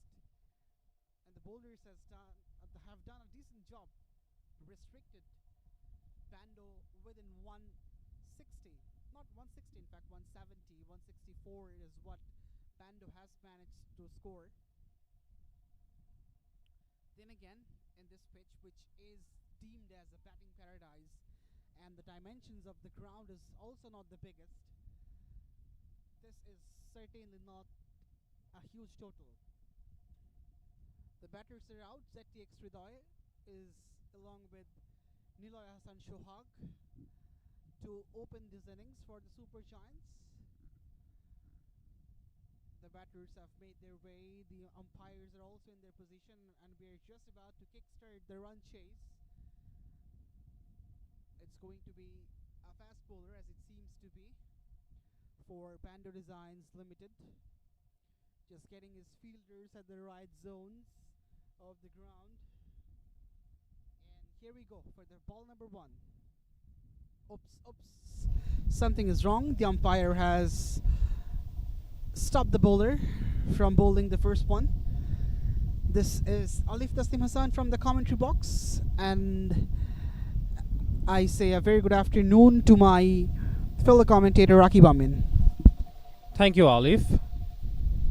All I will say is that Bando Design Limited has got runs on the board on a semi-final game. Shorker Shajul Mahmood is the bowler. Starts off with a short one, bangs it short. Nila Hassan Shohag was looking to thump it away, but play and a miss. 164, but I think the Super Giants will be a bit disappointed, because at one point they were 70 odd for 6, Bando Design Limited, and from that situation they let them get to 164, all thanks to Parvez. Something is seriously wrong. Shorker Shajul Mahmood seems to be in some pain. The run-up, not the run-up, in fact the follow-through was a bit problematic. He fell down, and from that he seems to have some niggle. Seems like at the moment that he's made some damage to his finger. He's asking for a bit of water, or is he struggling with niggle? At the moment it's a bit confusing. I guess that is why you normally tend to see bowlers warming up before they get into their delivery stride.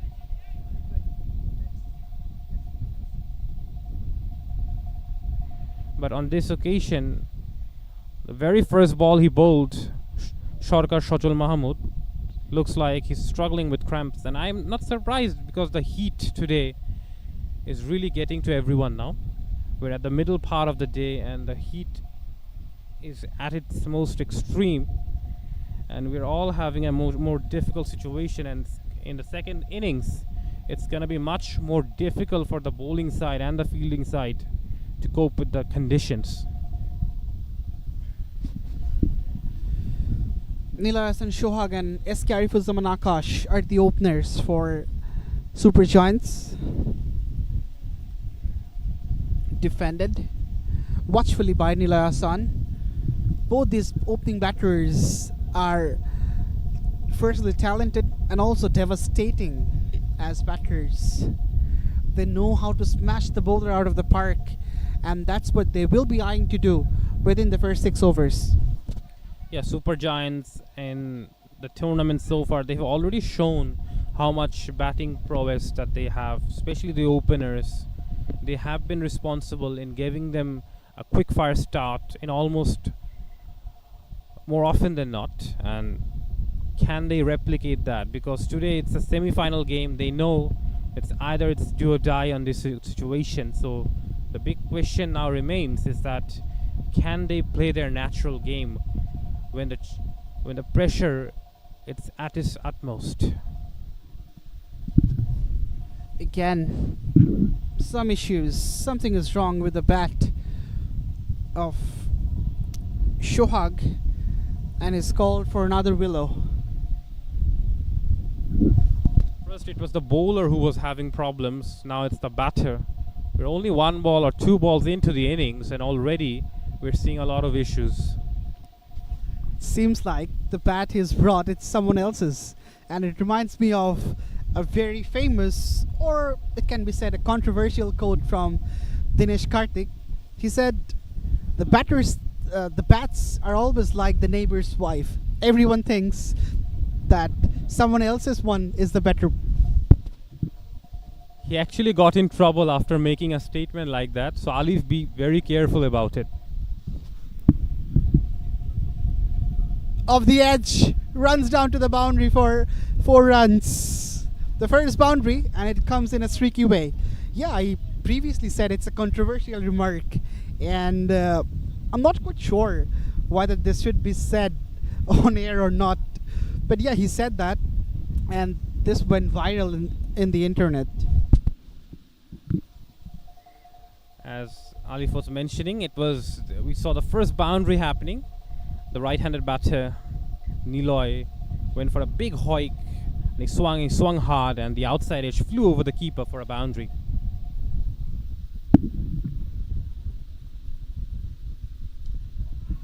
Oh, the connection is sweet as honey, and also it's a no ball. This will rub salt into the wound of Sharkar Shajul Mahmood. It's going to be a free hit, but firstly it's a 6. Well, if his leg was hurting in the very first ball, he should be hurting even more now, because he's already conceded a 6, and now he has to bowl a free hit. He's only bowled 3 deliveries in the first over, 3 legal deliveries that is, already gone for 11 with a free hit coming up. Indeed, this will make the pain even worse for Sharkar Shajul. 6 in the previous delivery. The batter is in the pick of his confidence, and there's the free hit. He would love to go again. Slower, he goes again and gets the desired result. 6 more back-to-back 6s for Niloy Hassan. 17 already of the first 4 balls, and we talked about this. We talked about the 2 openers from Super Giants, that how destructive they can be on their day. And Sharkar Shajul Mahmood has kind of gifted 2 6s away with a no ball and a free hit. Just what you don't want.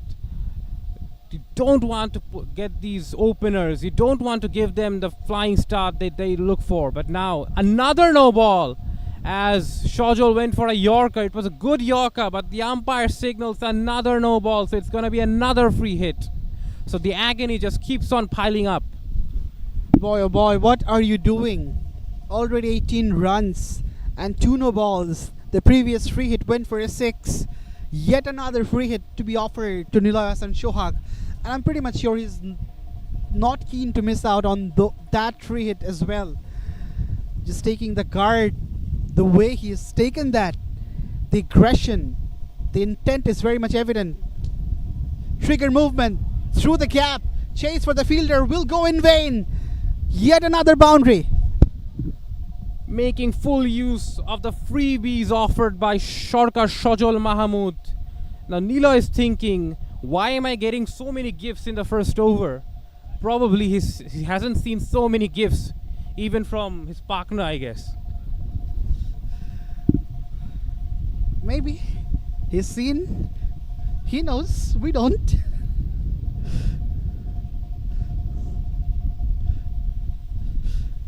Again, a slower delivery. Niloy watchfully plays it, doesn't run for the single.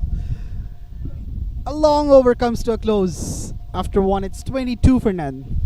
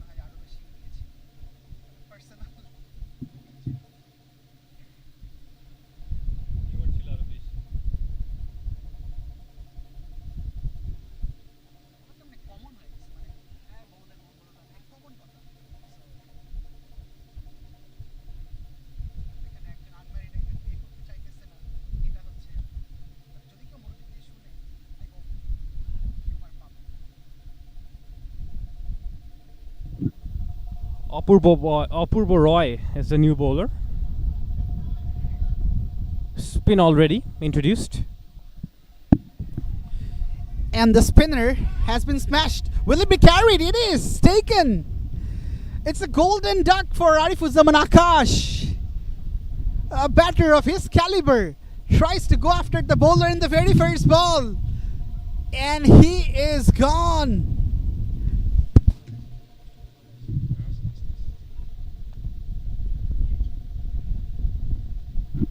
Well, Akash is going to be very disappointed. Tried to replicate Niloy in the very first over. Niloy got a couple of freebies and did not miss out in putting those away. But Akash, you have to say, got carried away there. It was his very first ball. Tossed up by Apurva Roy. Went for the slog. Missed out. Got the top edge and gives an easy catch to that fielder at long on. He was playing against the turn. And there wasn't much of a feet movement. Also, the ball didn't travel much. It should have cleared the 30-meter circle, in my opinion. But there's a heavy breeze blowing around here at PKSP Ground 1. Hence, Arifuzzaman Akash, despite hitting the ball with a lot of power, couldn't clear the 30-meter boundary.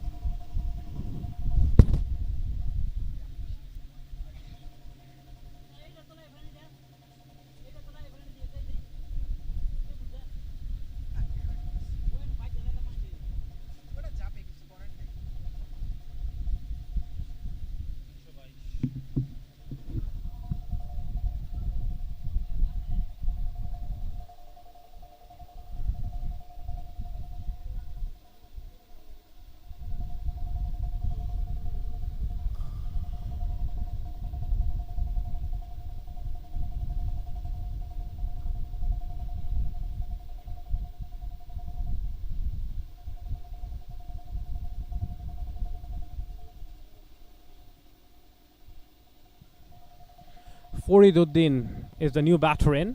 We saw him bowling some offies with the shades on. He was very, very stylish on the field. But at the moment, the shades are off as he's out there in the middle with the bat. Tucks it on the leg side to get off the mark. Sorry, there isn't any single on offer there. It's good tight field set. The fielders have to be close in for the new batter to stop those quick singles. Well, Arifuzzaman Akash was firmly disappointed. So was me, because we have missed witnessing his fireworks, the way he hits the bowlers. Oh, what a delivery! Absolutely a peach of a delivery from Apurva Roy. There was slide, there was turn, there was bounce. What else could you expect more? A left arm spinner's dream ball. All it missed was the off stump. Just whistled past the off stump and missed the stumps by a whisker.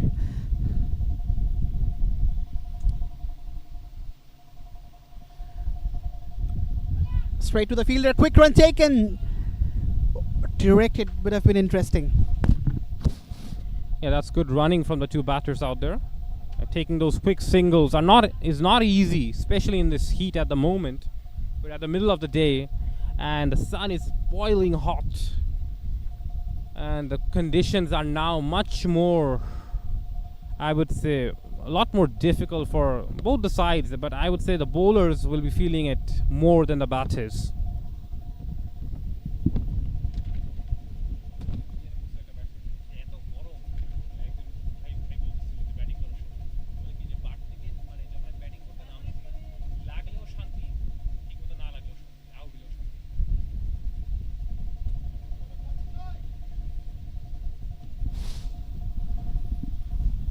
Again, good bowling from Apurva. The ball came in with the arm. So only a couple of runs in the second over. The way Super Giants started after the fall of Akash's wicket, the start has been hindered. Fariduddin Masood and Niloy Ahsan, both the batters are trying to find the rhythm. bit of a misfield, but that will end over number 2, and it was a good comeback by Banu Design Limited after that awful first over. Super Giants are now 25 for 1.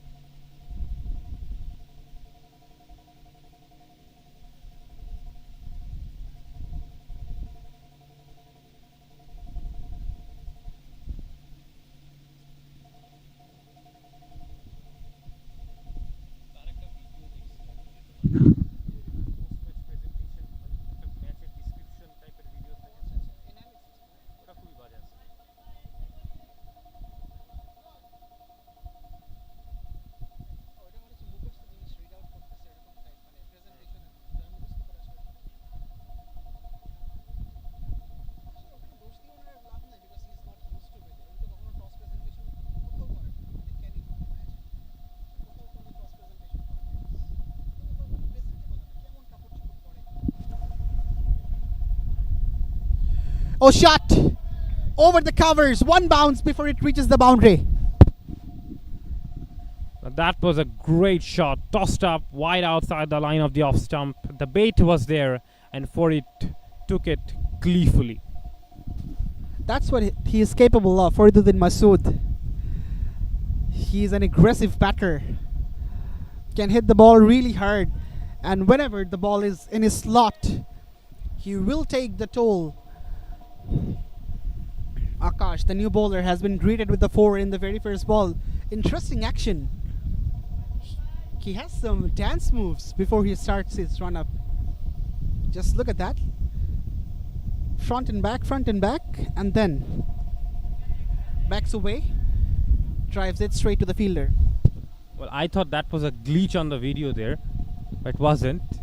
It is a very, very interesting action from Akash.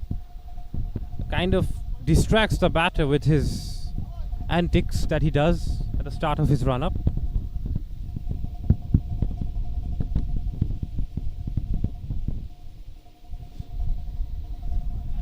Better delivery.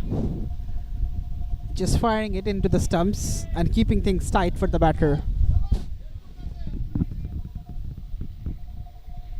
Ravichandran Ashwin, or you have a new bowler from Pakistan. I'm not remembering his name. He's got a kind of a pause type of action where he's named Mr. Pause. But Akash on this occasion, he's got a pause at the start of his run-up. With offer this time, and Farid Uddin Masood takes full toll of that. Similar shot to what he played in the very first ball of the over. It was flat, it was fast, it was wide, and Farid threw his hands at it. It was too wide, but not too for Fariduddin Masood. Eight runs from this Akash over, and he's taking the attack. Fariduddin Masood. Niloy Hassan is in a bit of pause now.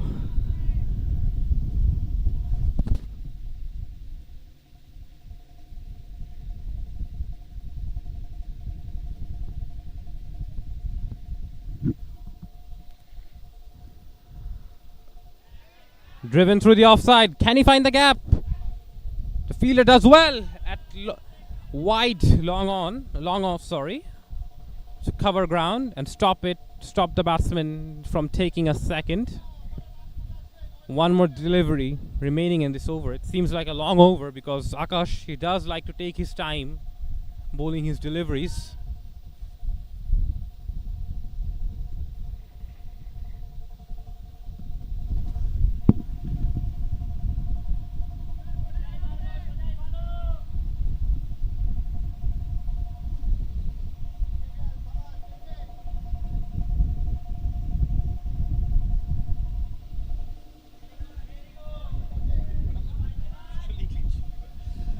A single to end the over after 3. It's 35 for 1.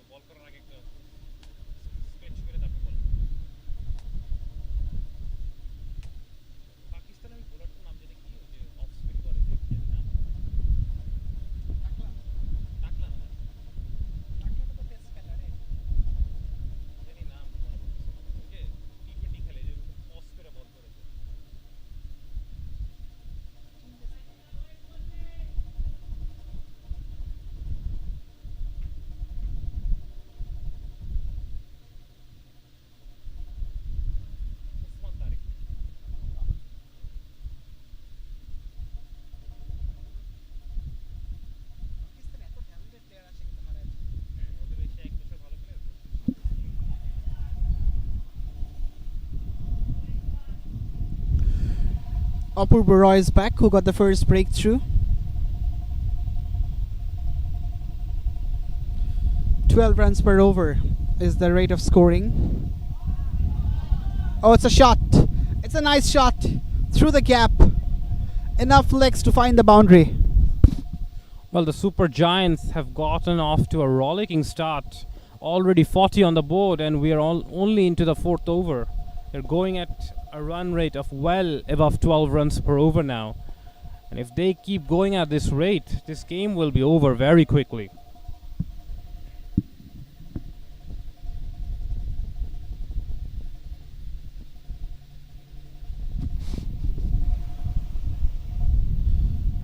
Armour coming back into the stumps, a single only.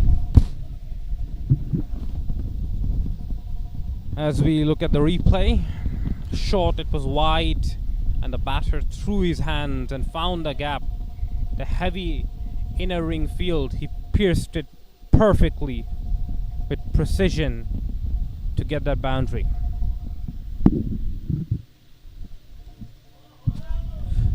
Backs away, but good fielding from the inner ring. Certainly has saved a single. For it looks good now. Apurva Roy has dished out a couple of loose balls in this over. He bowled a very good last over. Has kind of lost the plot a bit in this over.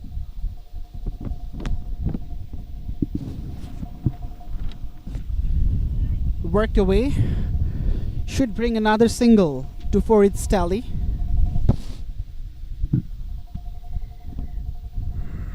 Apurva Roy has been changing his length and his line in this over, trying to play with the mind of the batter.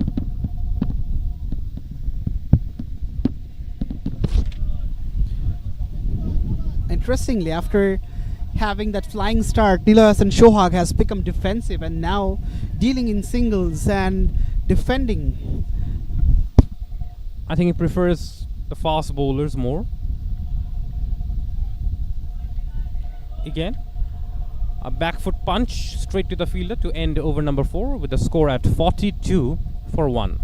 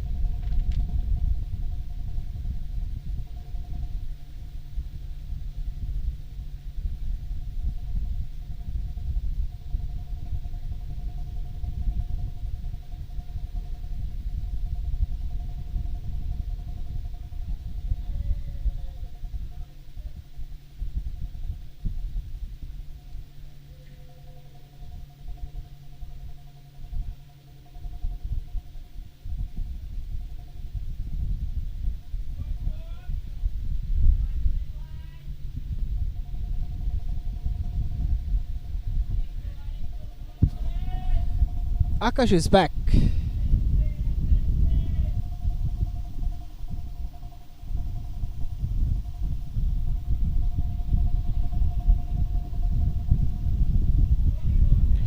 Wide. One bounce to the fielder. Again, Fariduddin Masood is throwing his hands at the wide deliveries, but he can shuffle a bit. Yeah, the bowlers have been bowling very wide to both the batters. Like Alif said, that option is to maybe shuffle across on the offside to find that offside boundary. Because at the moment, reaching those deliveries outside the line of the off stump has become a bit difficult for the batters. Exactly, making room will be the key for Fariduddin Masood. He's playing too away from his body.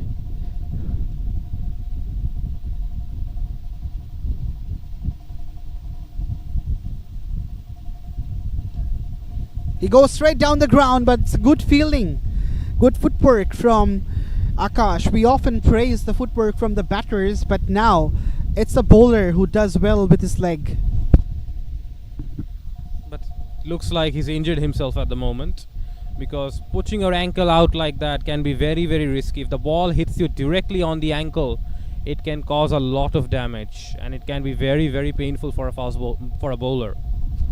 Yeah, he looks to be in some serious pain. He's taken a blow and it was struck very hard by Fariduddin Masood. Straight away, the ball went in a flash to his ankle.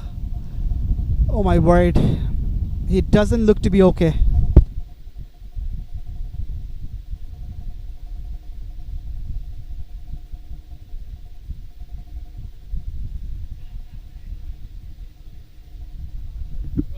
That was some magical treatment done by his teammate there. Well, it seemed like that he wasn't going to stand up, and all of a sudden, after a few seconds, he's back to his mark to bowl his next delivery.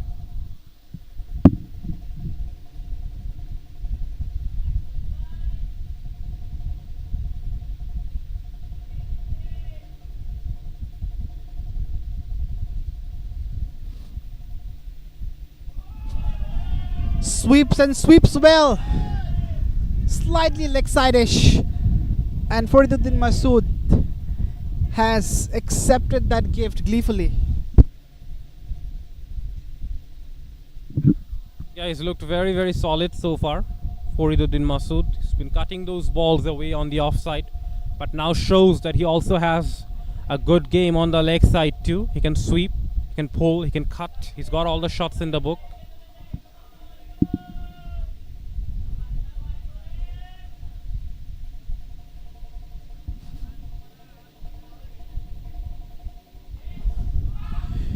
Goes through the covers. Slight misfield from Badhon.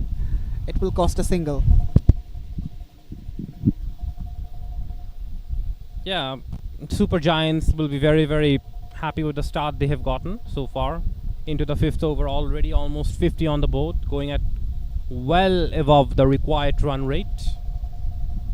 And Niloy is now on strike to face the spin of Akash.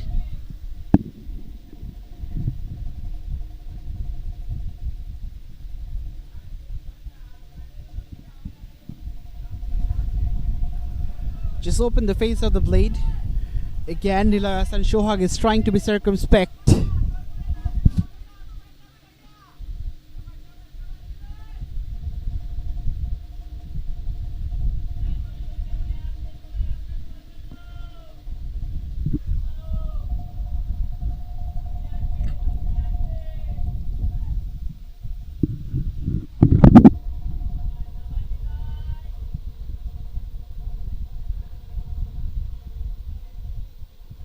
Umpire now has taken a slightly different stance all of a sudden.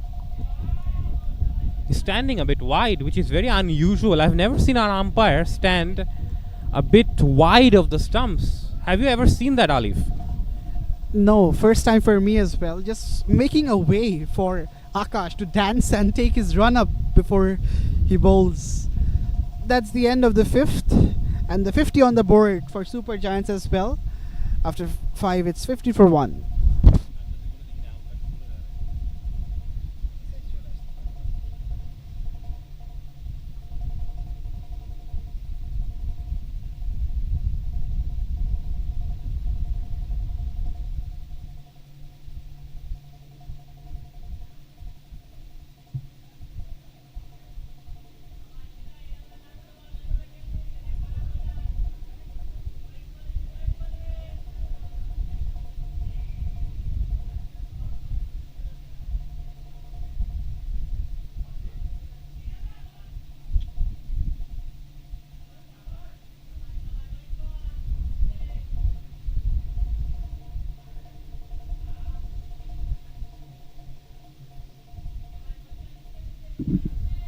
smashed straight down the ground for an easy single to that mid-off fielder.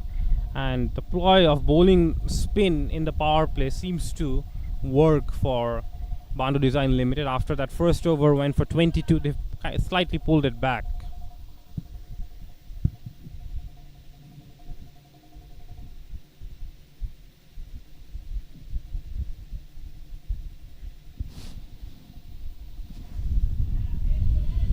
Watchfully placed as Farid. Both the batters are trying to be a bit watchful against Apurbo. Maybe he is the first one to get the breakthrough.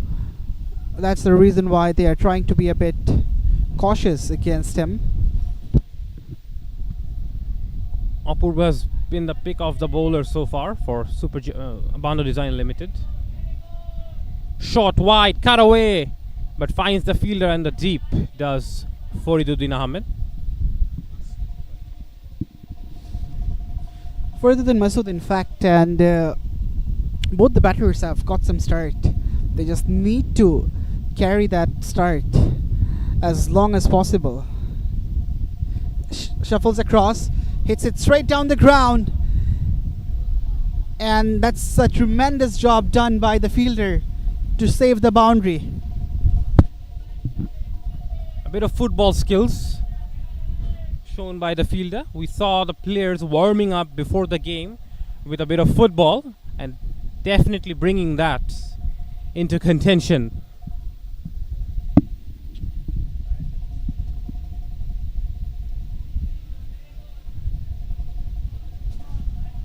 Again, an armour from Apurbo Roy.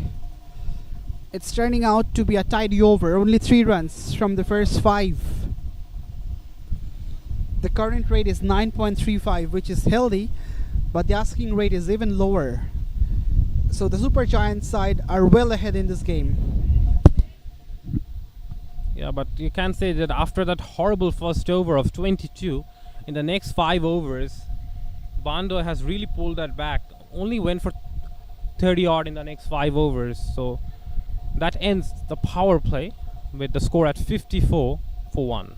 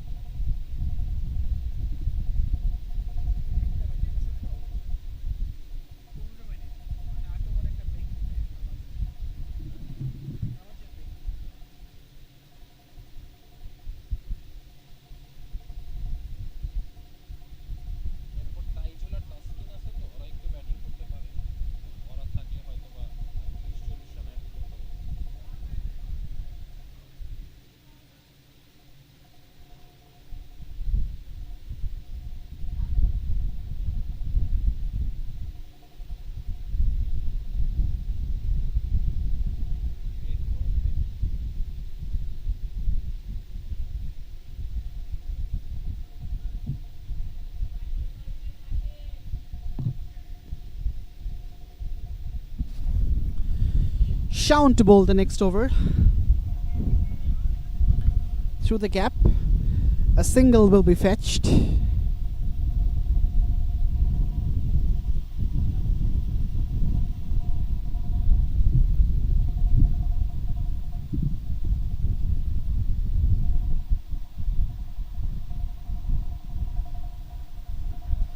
Off the edge.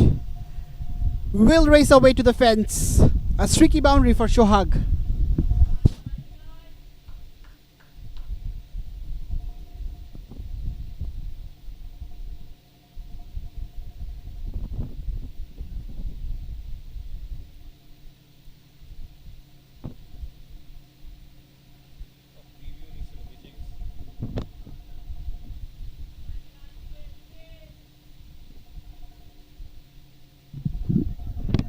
Once again, short and wide, this time bowling from Shaun. That seems to be the ploy from the bowlers of Bando Design Limited. Bowling very short, very wide and very flat. Not really looking for wickets at the moment. They're only looking to restrict the batsmen from scoring runs.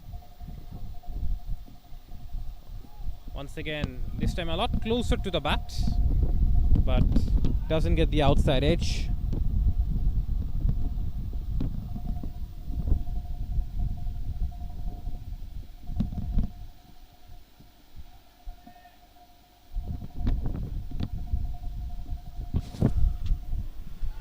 Gets the connection again straight to Badhon at short cover.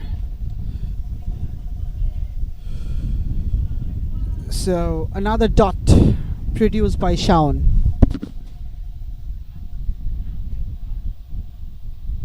A leg break bowler is Shaun. He's been bowling those leg breaks. Now can he finish the over with a flipper or a googly?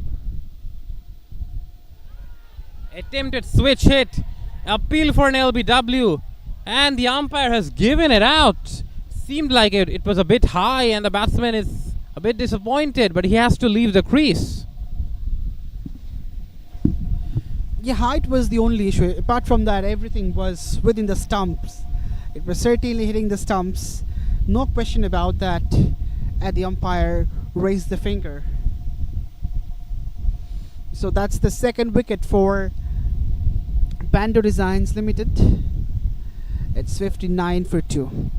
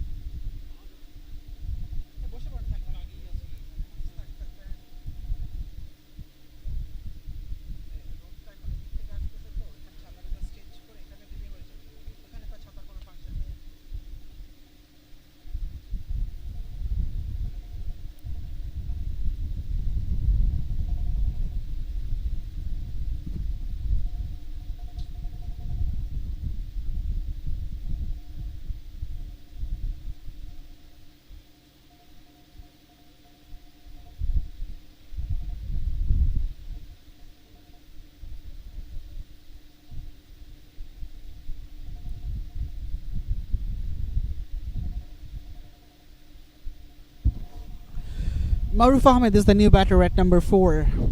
Has arrived in the middle after the fall of the second wicket. Niloy Hassan departed.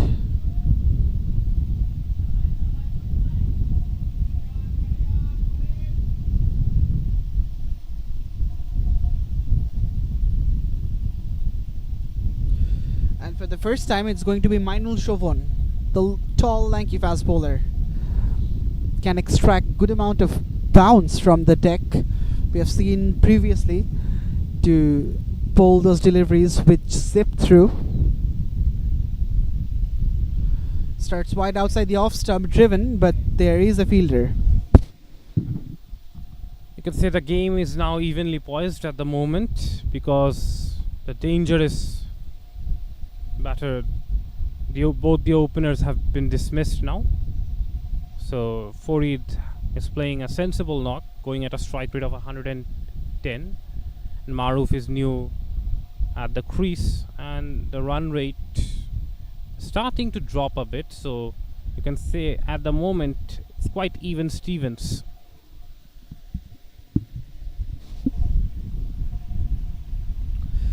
There's a left and right hand combination, and that's gonna bother the skipper Bathon a bit. After every single, he needs to shuffle the fielders.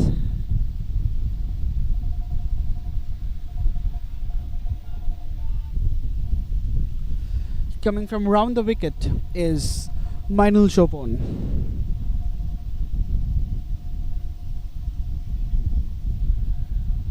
Plays it watchfully, does Maruf Ahmed. A vastly experienced campaigner.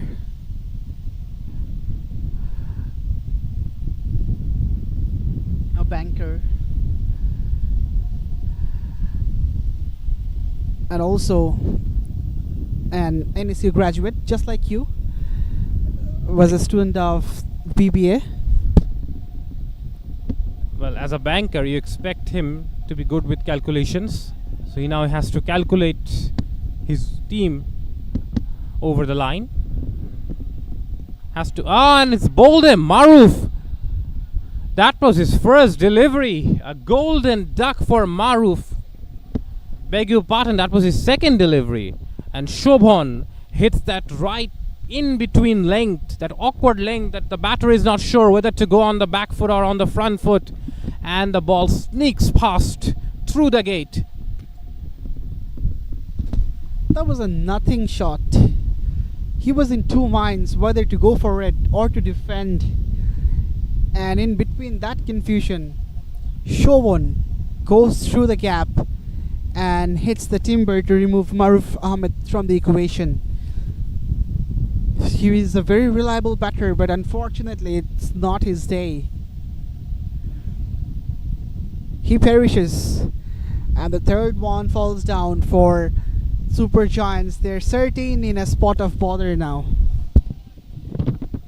Yeah, after that flying start, now they've lost 3 wickets and 2 wickets back to back.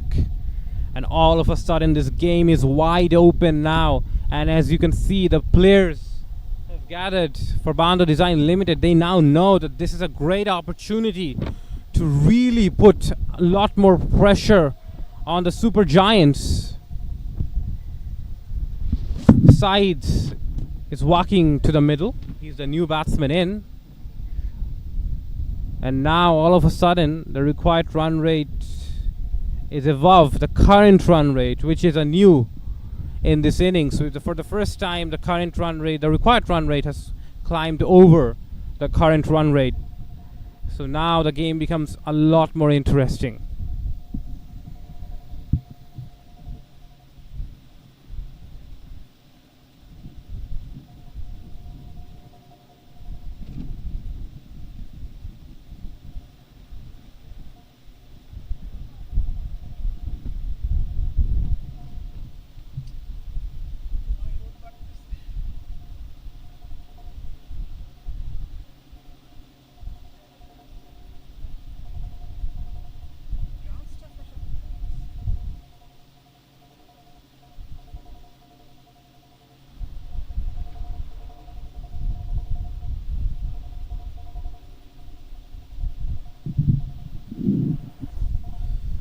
walks down the ball past the edge of Said Mustahid.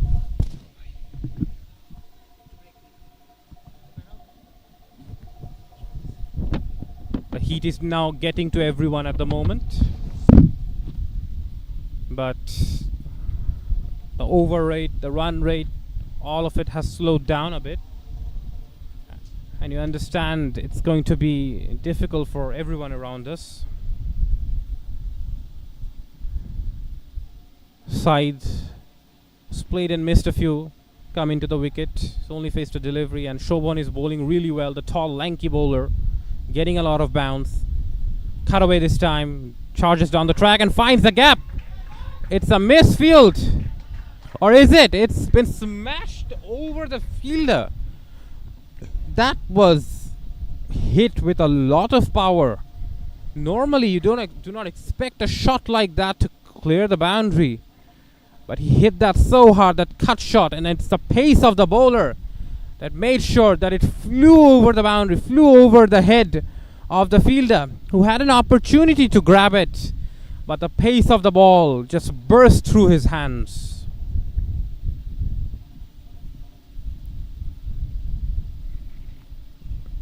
Another cut shot, another top edge, but this time it flies down to third man for a single.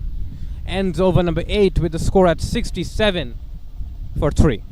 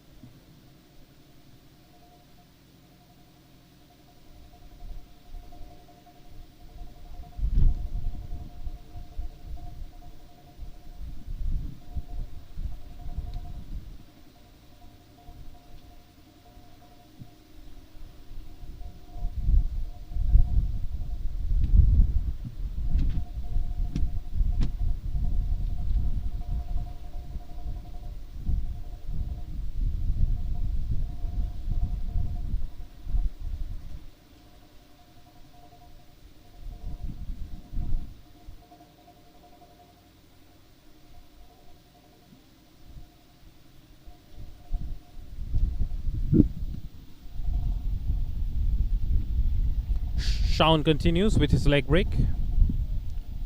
He's got good control over his leg break.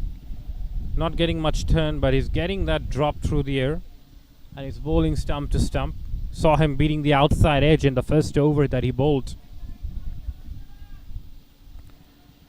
Side got off the mark with a 6 in the last over. Is on strike.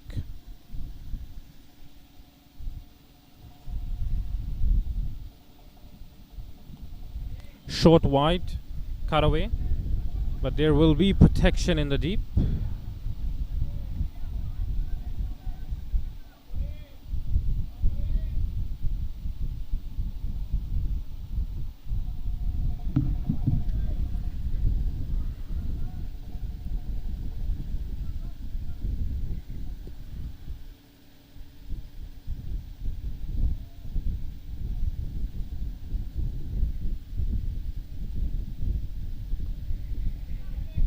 Once again, punched off the back foot. Opportunity for a second, but in this heat, I don't think the batters will be wasting their energy. You kind of have to preserve your energy a bit on this heat. You cannot be running yourself out. As you can see, the fielding side is taking their time.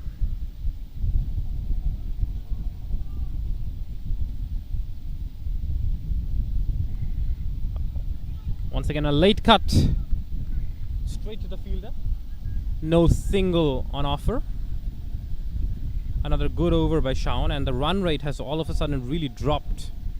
The boundaries are very hard to come by in the last 3-4 overs.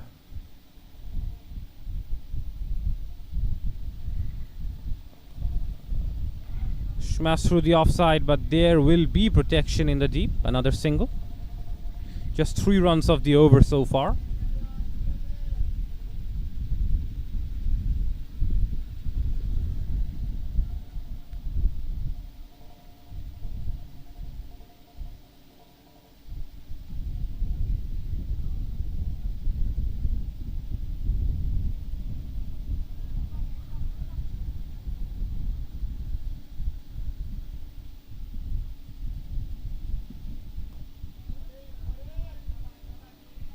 Another punch of the back foot straight to mid-off for a single to end over number 9 with the score at 71 for 3.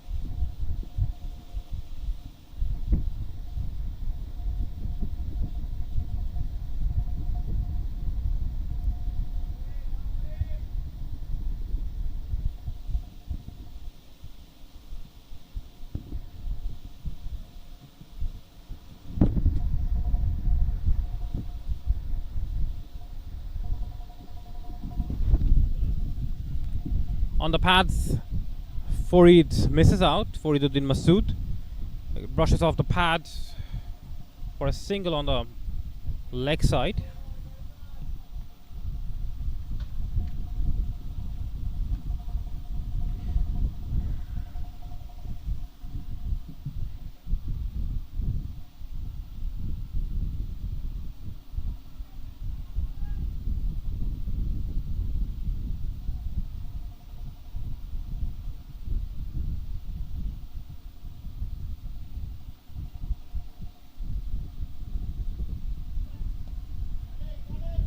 Charges down the track.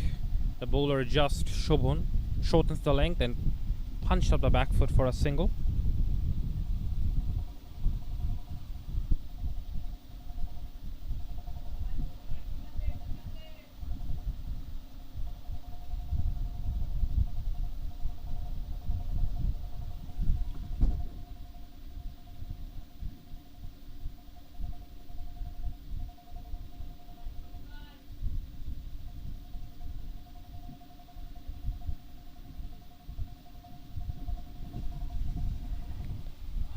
Pulled away this time by Farid, and he clears the boundary. Finally an over boundary to break the shackles.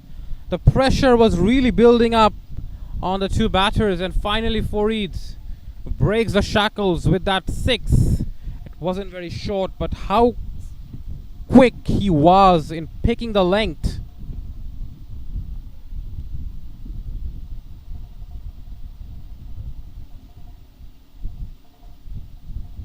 As we see that 6 once again.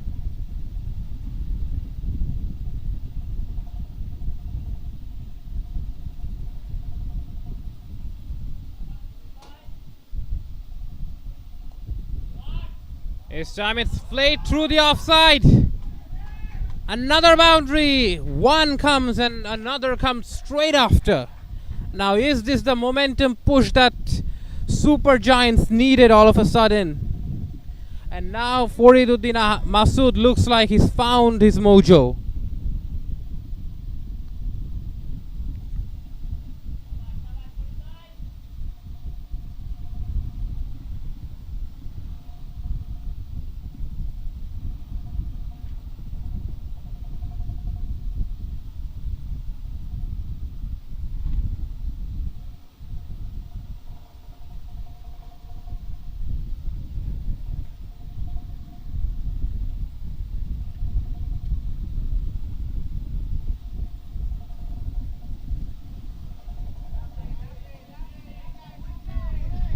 Hit on the offside for another single.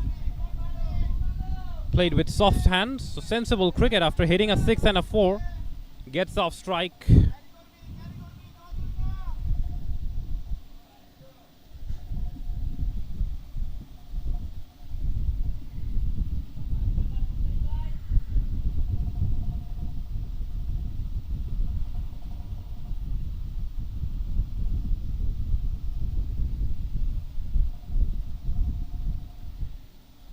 Mustahid, the captain, is on strike. He cuts it away. Can he find the gap? He does. He beats that point fielder and beats him. And the ball races to the boundary like a tracer bullet. Famous lines from a famous commentator, Ravi Shastri. And that ends over number 10 with the score at 88 for 3. And all of a sudden, the momentum is now with Super Giants.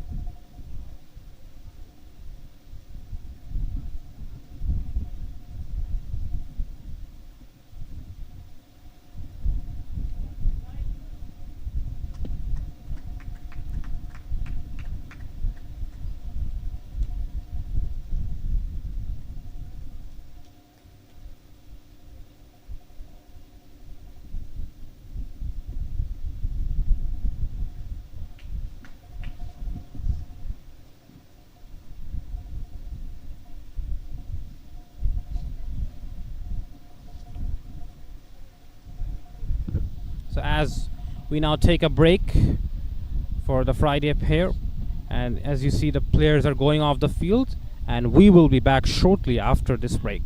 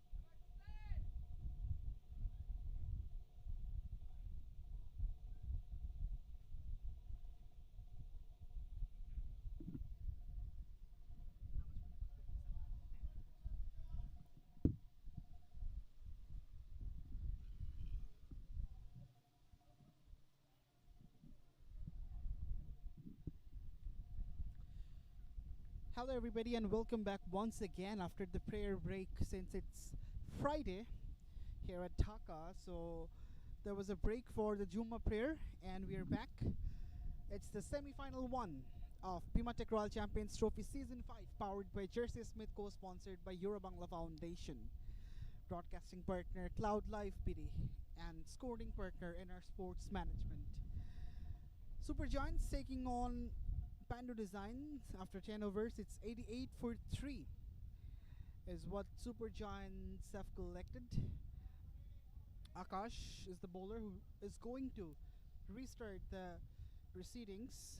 Forduddin Masood was going great guns before the resumption. Has struck some lovely boundaries and sixes over cover.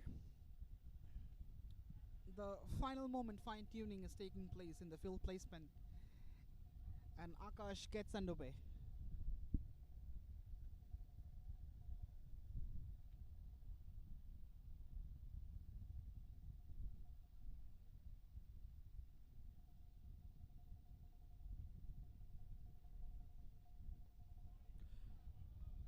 Kept low, straight to the fielder. As I say, a very good afternoon to Akib Amin. Thank you, Alif. Finally, we're back after a 1 hour break. It was a refreshing break indeed.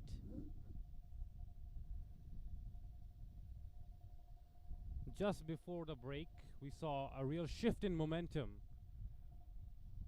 Farid really started taking on the bowler, so did Saeed. And all of a sudden, the momentum is back with the batting side. Tries to pierce the offside field but can't do so. Forduddin Masood was aggressive before the resumption. He'll be hoping that this resumption of the game doesn't break the momentum for him. Yeah, I think the last over went for about 17 runs, and that kind of pulled the momentum in favor of Super Giants. Farid, who has been out there since the second over, he's really held the innings together with his innings of 35 of 27. It has been a real measured innings.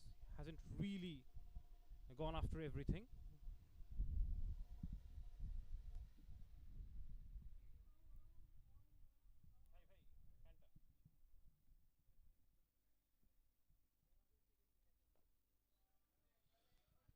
That's through the gap.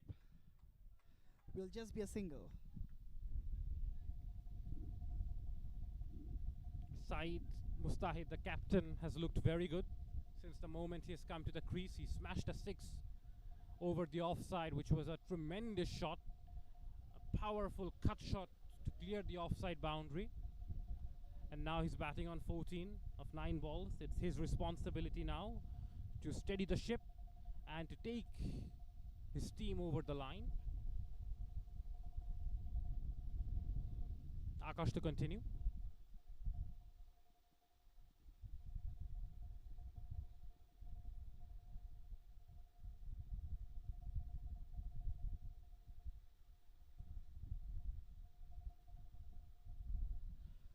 Played it late, but straight to the fielder. It's turning out to be a tidy over from Akash. 5 balls, but only a single.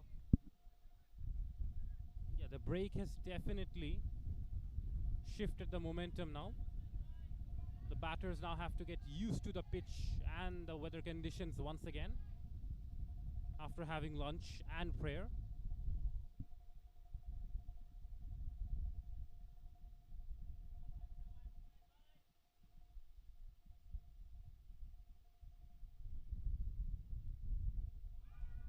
Raps on the pad. Appeal. The bowler was very excited. He's literally pleading to the umpire. But the umpire says no. Seemed like it was just outside the line of the off stump. He had crossed over that front pad. He just managed to got that front pad outside the line of the off stump. Hence, the impact saved him there. Was very close, as it was an armor. The bowler had every right to be excited about it.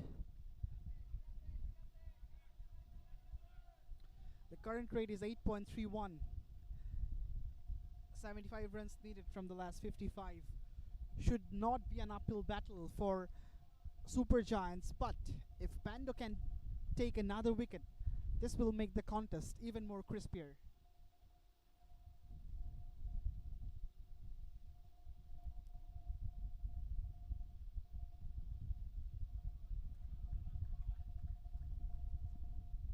Push down the ground to end over number 11 with the score at 91 for 3.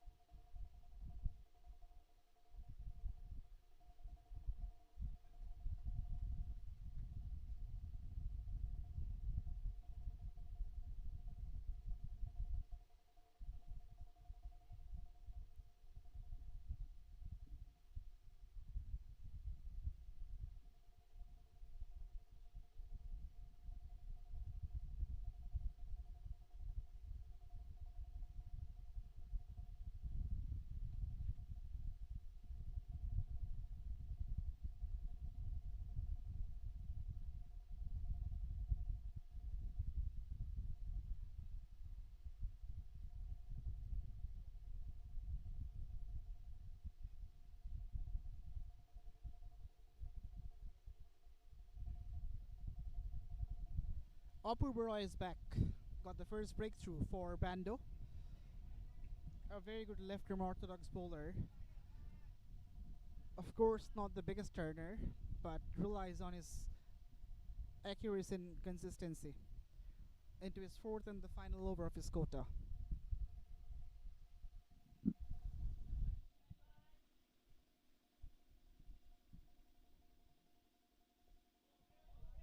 Once again, an accurate delivery. Pushed on the offside for another single. The batters are dealing in singles at this point in time, although both these batters have that capacity of being aggressive and devastating. Syed Mustaid Hussain is a swashbuckling batter. Also, we have seen the glimpses of Fariduddin Masood, what he's capable of as a top order batter. So they have all sorts of attributes of being aggressive, but this might be a ploy that just to be a little slow, just to assess the condition and then go for the shots later on. Normally, with 71 required of 50 balls, you would back the batting side from here. But cricket is a funny old game. And that's been smashed away by Syed Mustaid Hussain, showing his power, showing his talent. That is the Syed Mustaid Hussain we all love to see. And this is the capacity we were discussing about. He is a swashbuckling batter, and when he gets the ball in his zone, he's not gonna miss out. He smashed Apurva Roy out of the park for half a dozen, and the umpire is looking for the ball, which might have gone to the other ground of PKSP. 100 is on the board with this 6 for Super Giants. It's 100 for 3.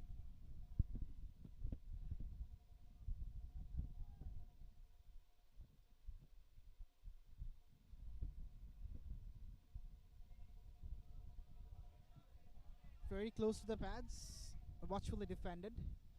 Was starting out to be a good over, but the 6 has spoiled it all. 8 runs from it. In fact, 9 runs from it. After 12, it's 100 for 3.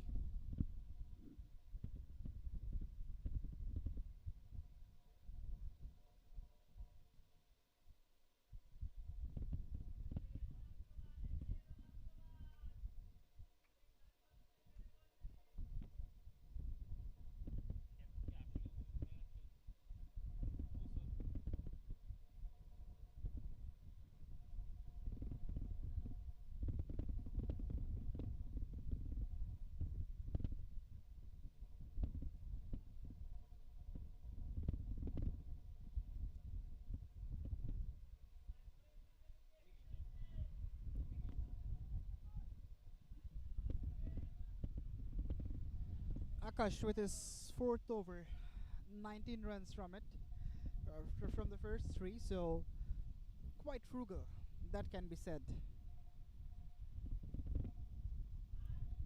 Goes wide, driven firmly, races away, beats the fielder, and goes for four.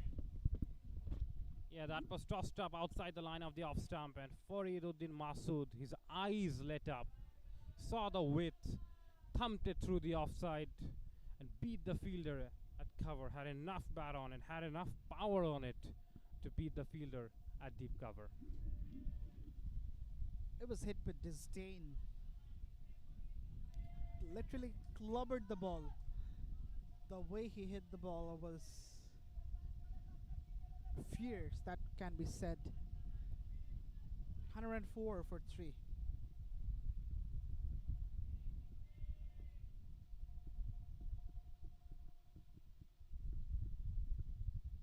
Off the edge, through the gap, not enough legs. The fielder does well to prevent the boundary, but there will be a couple of runs. Fariduddin Masood moves closer to his landmark of 50. He's been the one who's held the innings together. While there was a real rush of wickets in the middle overs, Farid has really kept everything tight, where the others have kind of batted around him and played their shots. 45 from 35, turning out to be a very good knock from this experienced cricket player.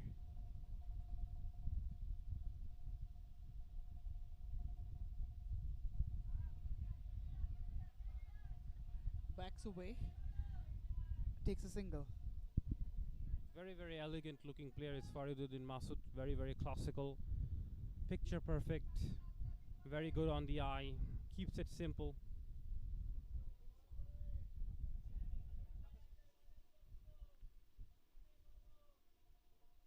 Now Syed Mustahid Hussain, the captain, is on strike.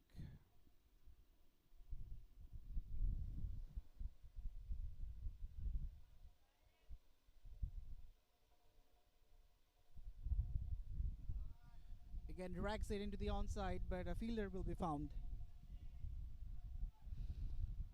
So both the batters are now getting rid of their watchful realm and trying to take the charge on the bowlers. Fariduddin Masood and Mustahid both are playing those aggressive strokes.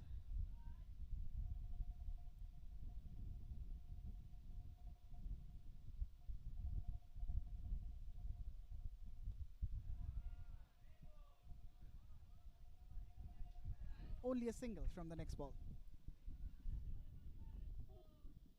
One ball remaining in the over.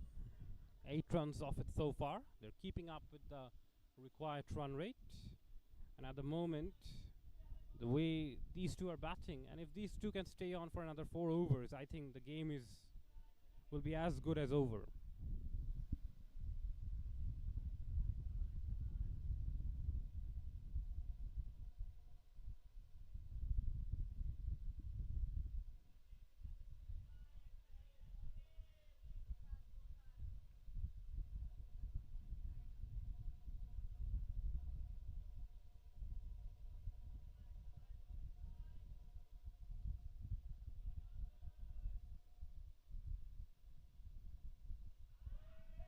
Shot. This is some shot from Syed Mustahid Hussain, and the ball has been disappeared. Yet another 6 to complete this over, and the partnership is now 55 from 33. Loves to play that shuffling pull.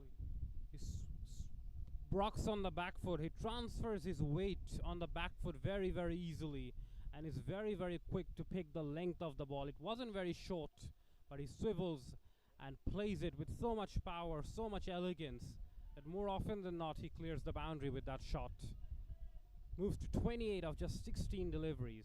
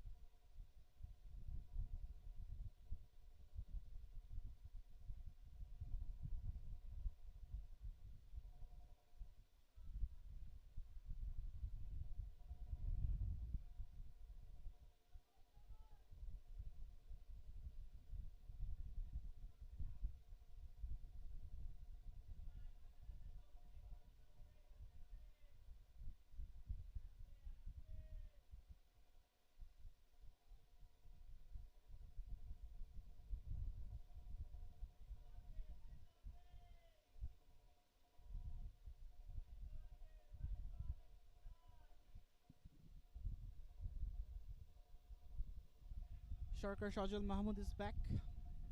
Was pretty expensive in his first. Opened this bowling innings and has been brought back after quite some time.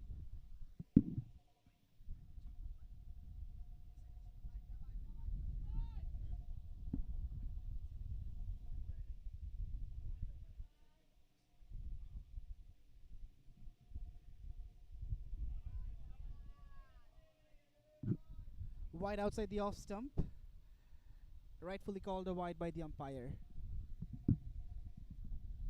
Sharkar Shajul Mahmood, after that horrific first over, which went for 22, he bowled a couple of no balls, a couple of free hits went to the boundary. He has to make amends now for his team. Can he turn it around for his team? As we see another bit of problem in the side screen.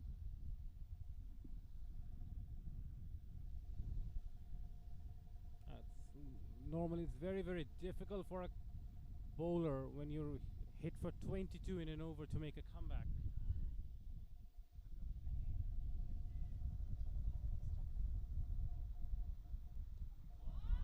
Short and wide. Cut away, but good fielding in the deep. Raihan makes that save. It was a good tumbling effort to stop that ball from going, because that shot had a lot of power behind it from Fariduddin Masood, and he reaches closer to his half century. Wasn't a good delivery at all. Very short, very wide outside the off stump. Farid might have missed an opportunity of hitting a boundary and completing his 50.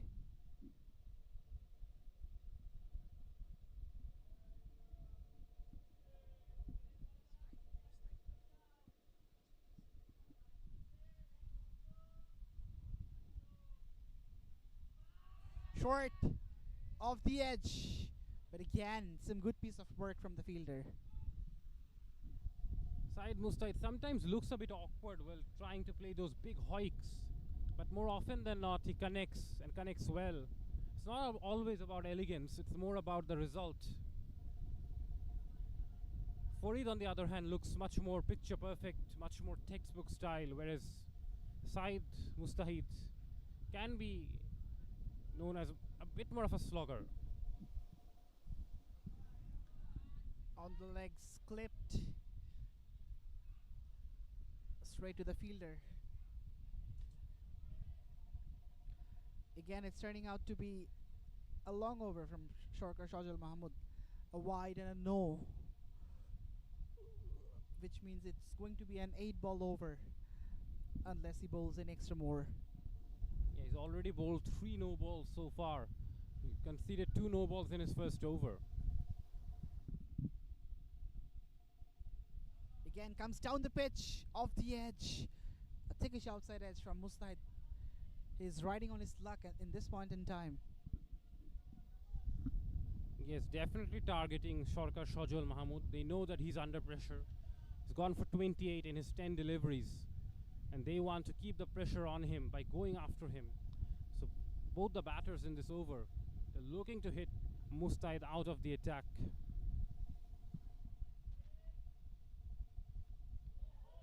Oh, that's been picked up by Fariduddin Masood.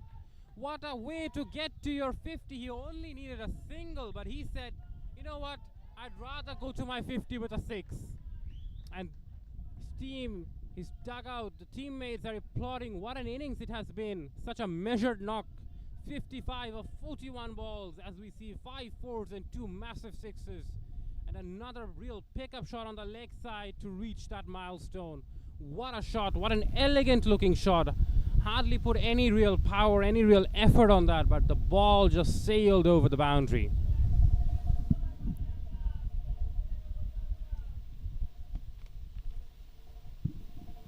What a way to complete your 50. Oh, the edged and carried. That's it. That's the end of Fariduddin Masood. Right after the moment of ecstasy and joy, he is undone. Sometimes reaching a milestone can mean that you start to relax a bit, and that sometimes loosens your concentration, and Fariduddin succumbs to his own lack of concentration. And that was a very, very good catch from Parvez. He plucked it out with one hand because the ball was traveling and he had to react quickly. Did not have time to get both hands, but he plucked it out from one hand. What a catch it was. Absolutely sensational. But this takes nothing away from the innings of Fariduddin Masood. He played extremely well. Had a lot of responsibilities in his shoulder. And again, he proved himself why he is one of the best all-rounders of this amateur scene in Bangladesh. After 14, it's 127 for 4.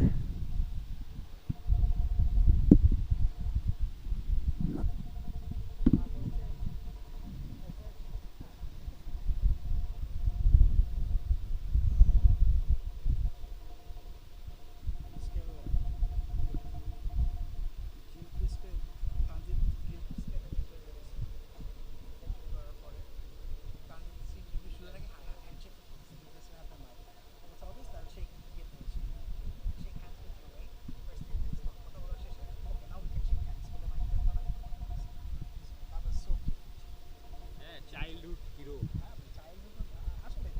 Left-handed batsman, same style like batting করে. Opening batsman. তোমার ছিল এরকম যে তোমার ওই বারুণ চক্রবর্তী আছে না, ও কিন্তু মাঝখানে ক্রিকেটার ছিল না, ও কিন্তু মাঝখানে ইঞ্জিনিয়ার ছিল, সফটওয়্যার না সিভিল ইঞ্জিনিয়ার দিয়ে লিখেছিল, পরে ডিসাইড করছে যে আমি আবার ক্রিকেটে ফেরত যাব। তো এরকম ডোমেস্টিকে গিয়ে ভালো খেলে আইপিএলে চান্স পাইলে, তারপরে হচ্ছে এরকম রিকি পন্টিং আসছে আর ইন্টারভিউ নিতে ম্যান অফ দ্য ম্যাচ হওয়ার পর, তো বলতেছে কি ভাই আগে আমি একটা ছবি তুলি। তো রিকি পন্টিং দিলে হ্যাঁ অবশ্যই ছবিটা অবশ্যই করতে পারবো। অন এয়ারে না, মানে ইন্টারভিউ আগে না, পরে হাস্যা বদলে বলতেছে।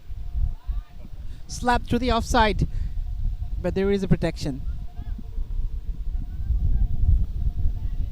Saeed Mustahid, the captain, now has to take the responsibility, although the required run rate is just over 6. And you do not expect Super Giants to mess it up from here, but anything can happen. But you expect Saeed Mustahid, the captain, to bat till the end with 37 required from 35 balls. It's mostly Super Giants' game from here, but you never know. Indeed. Good fielding. The ground fielding has been top class from the Bando fielders.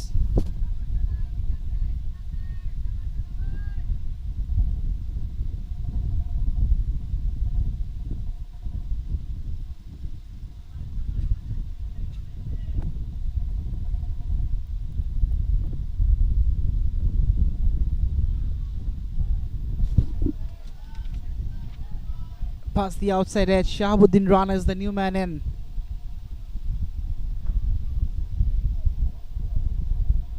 .37 of 33 is what Super Giants are requiring.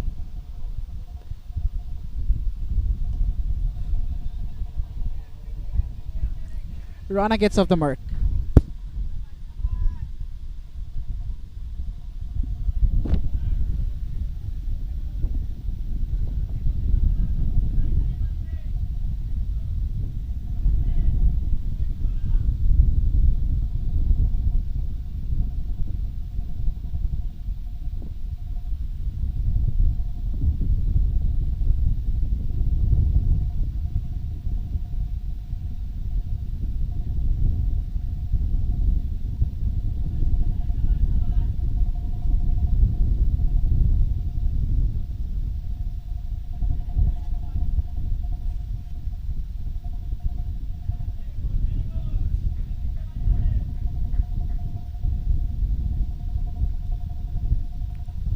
Shahabuddin gets off the mark with that shot through the offside. Shaun has bowled really well. He's shown very good control with his leg spin.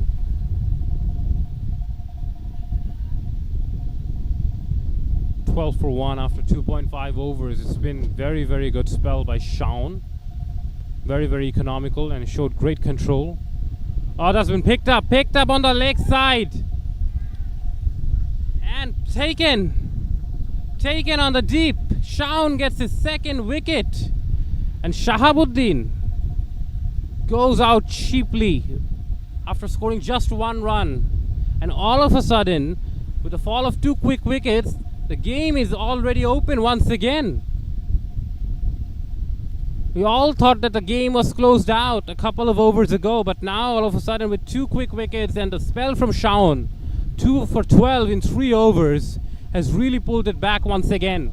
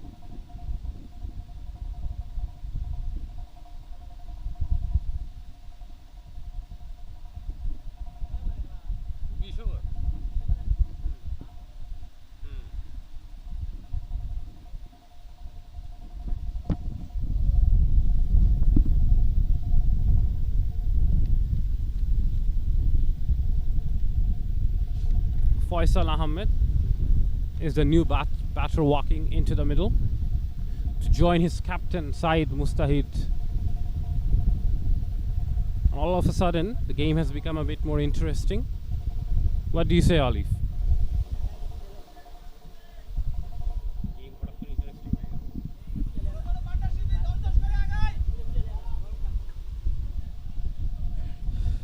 Absolutely.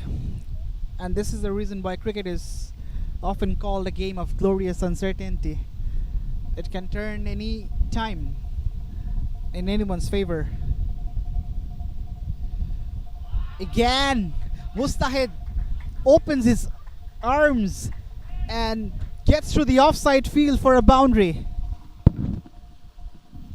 Sliced away backward of point, used his wrist and opened the face of the bat so that it goes behind point. And it was a very elegant looking shot, because throughout this innings we've seen the power of Saeed Mustahid, but on this occasion it was more about finesse. The skipper has decided to lead the side towards the victory mark. 36 from 21 is certainly turning out to be an important knock for the sake of the Super Giant side. The skipper Lotiful Ajam Bathon is making some changes in the field position.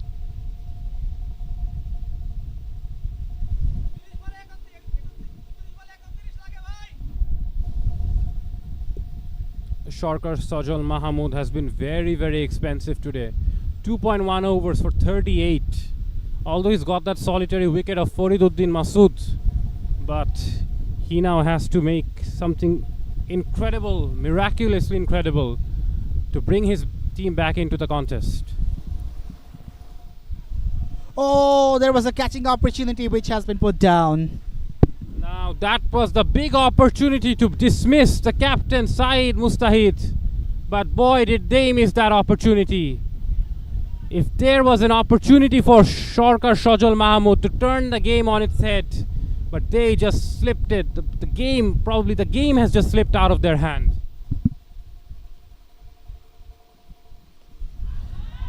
This is how you need to pay when you drop Syed Mustahid Hussain. He'll come down the wicket and slap you for a boundary over the covers. Once again showing the power that he possesses through the offside, charges down the track and absolutely bludgeons it through the offside. He loves pummeling the balls. He did that one more time. That straight to the fielder will just be a single. Hit like a tracer bullet, but unfortunately it went straight to the fielder. A couple of yards here and there, and that would have been another boundary. 26 boundaries this far in this innings from the Super Giant batters. The current rate is almost 9, although the asking rate is just 6. Bowled in. Faisal Ahmed has been castled. First ball, and Faisal Ahmed had no clue whatsoever. And Shajul Mahmood gets another wicket. And all of a sudden, Super Giants are 6 down. All of them. All they needed was to just guide the ball and give Saeed Mustahid the strike. But just couldn't manage to get bat on ball. And got castled on the very first ball that Faisal Ahmed faced. And now 6 down. The moment we think that the game keeps on drifting towards Super Giants, all of a sudden Bando Design Limited just keep fighting back.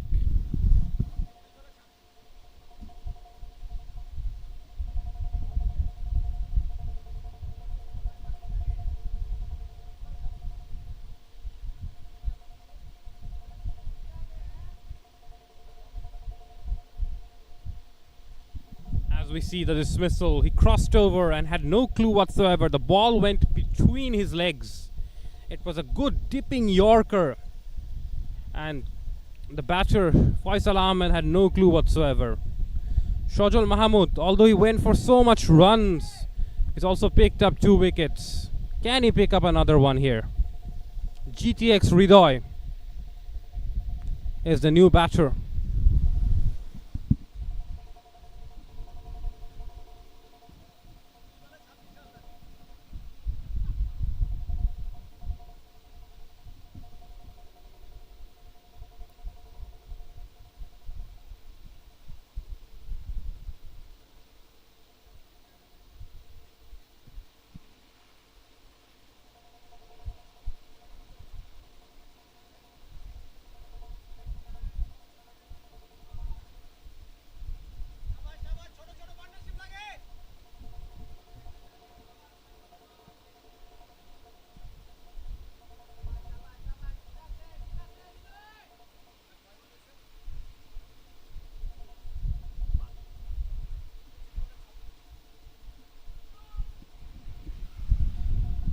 ZTX Ridoy is known for his big hitting capabilities.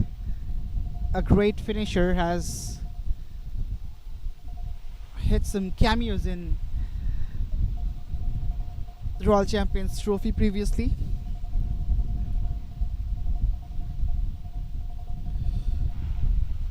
Drives it on the up. A single to complete the 16th. After 16, it's 140 for 6.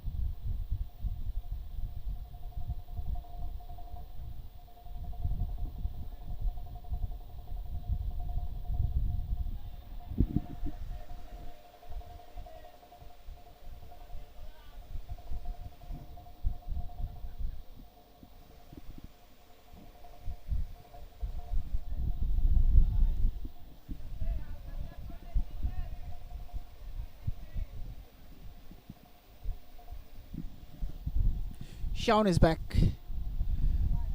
Bowls a wayward delivery outside the off stump. He's been very, very frugal today, Shaun, and he's kept it very tight onto the stumps, but a rare loose ball from Shaun.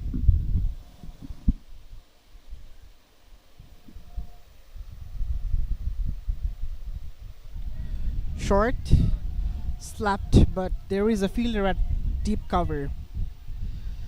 So they won't bother taking singles. Super Giants, they know that scoring 23 from 23 is not a daunting task for any side.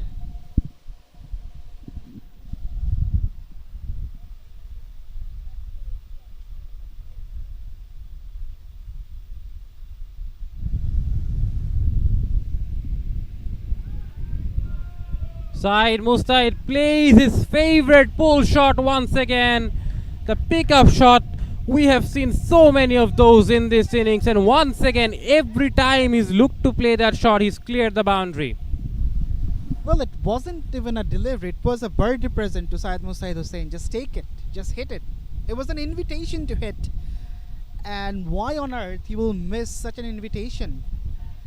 It was absolutely a meat and drink for a batter of his caliber. And he's really bludgeoned it over mid-wicket. And the ground stuffs have become busy to search the ball. 17 required from 22. Super Giants, they get closer to the victory mark.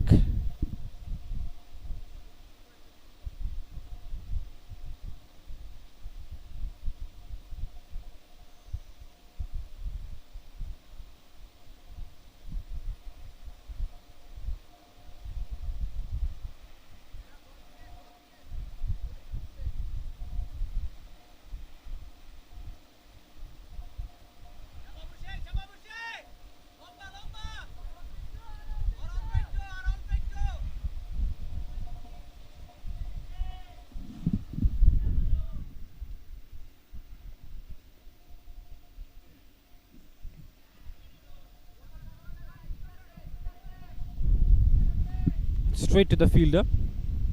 Short third. Just couldn't find the gap there. Shaun has been the best bowler for his side. Bandu Design Limited, bowling some very, very accurate leg spin. Once again, trying to keep it away from the hitting arc of Syed Mustahid. There was an opportunity for a second run, but in this heat, they're not going to risk wasting their energy.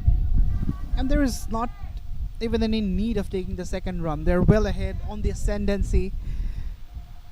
17 more runs needed. In fact, 16 runs needed after that single. A hint of turn from Shaun. Should be easy proceedings from here for Super Giants. 16 needed of 19 balls. With the captain in the middle, you expect them to get over the line very easily. Again, beats the batter by the turn. End of the 17th, with the score being 149 for 6.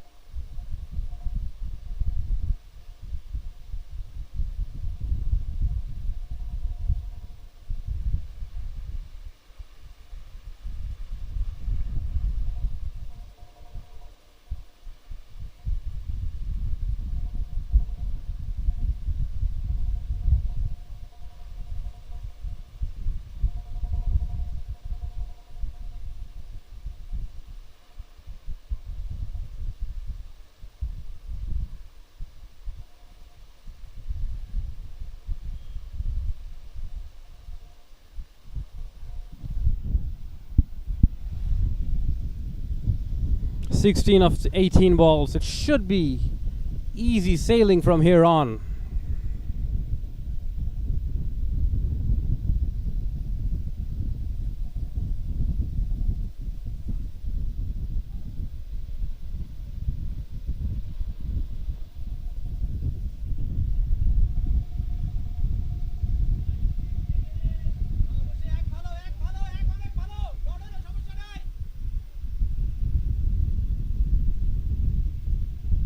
The captain is on strike, nearing his half century. Nazir Hussain. Oh, flick of the wrist! Doesn't reach the boundary. There's a fielder, but that was some shot from Mustahid. Yeah, that was clipped from his pads effortlessly, but couldn't find the boundary. There was only one fielder there on the leg side boundary, but yet he just could not pierce it.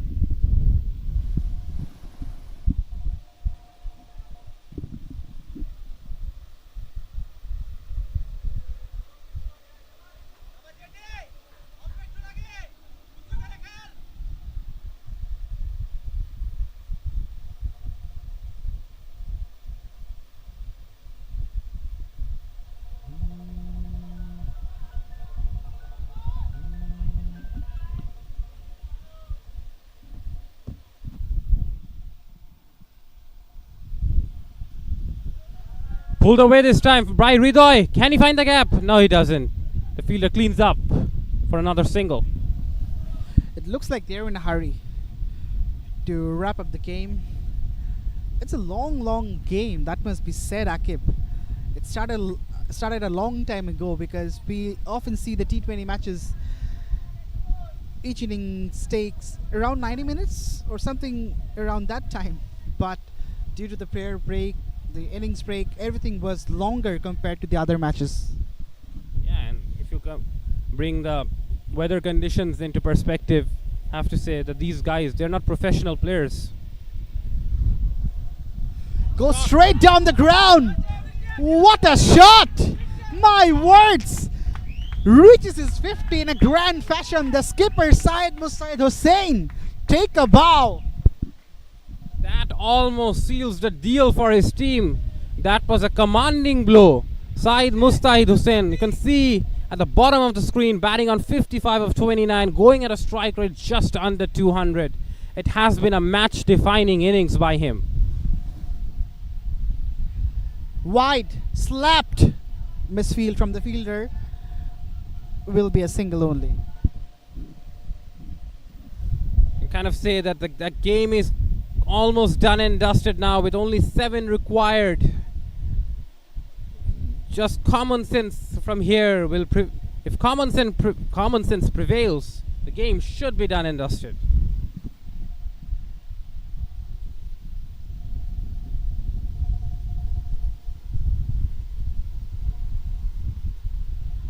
Shot, but the fielding was sublime. What about that piece of fielding? He really was a Superman there to stop the boundary. Dived like an absolute hawk. Shows that he has not given up. Pinku, the fielder there.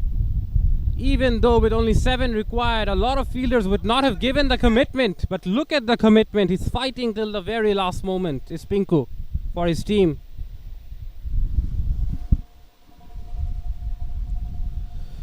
Another single will be fetched, and the game is getting closer, and certainly has completely tilted in favor of the Super Giants.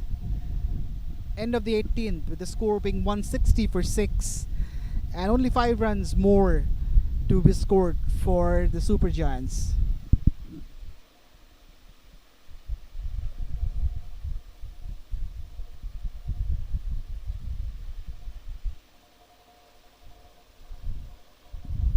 As we look at the clouds, the sun at the moment is playing hide and seek behind the clouds.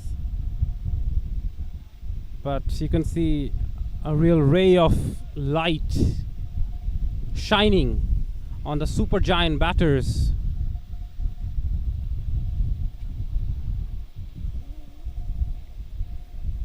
Syed Mustahid, the captain leading from the front, has garnered the innings so far for his side.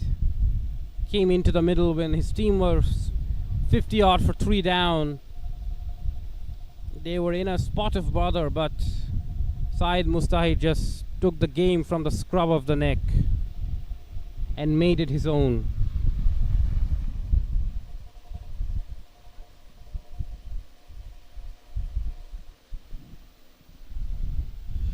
Manuel Chauvin is back.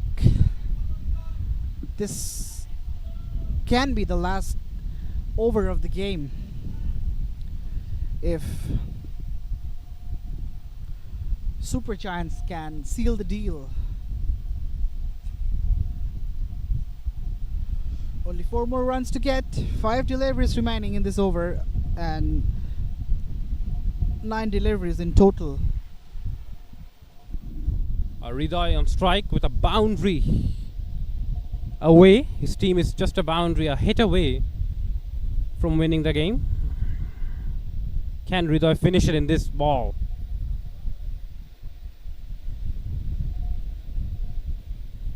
That's wide, given as a wide by the umpire, rightly so. It's a long game. It's an eventful game coming to a close. The semi-final of BMATEC Royal Champions Trophy Season 5, powered by Jersey Smith. And certainly the better team is going to be the triumphal side of this encounter. Chauvin charging in. Another wide.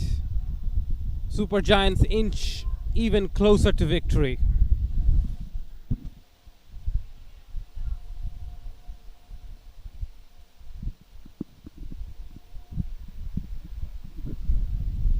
This is not good bowling from Chauvin.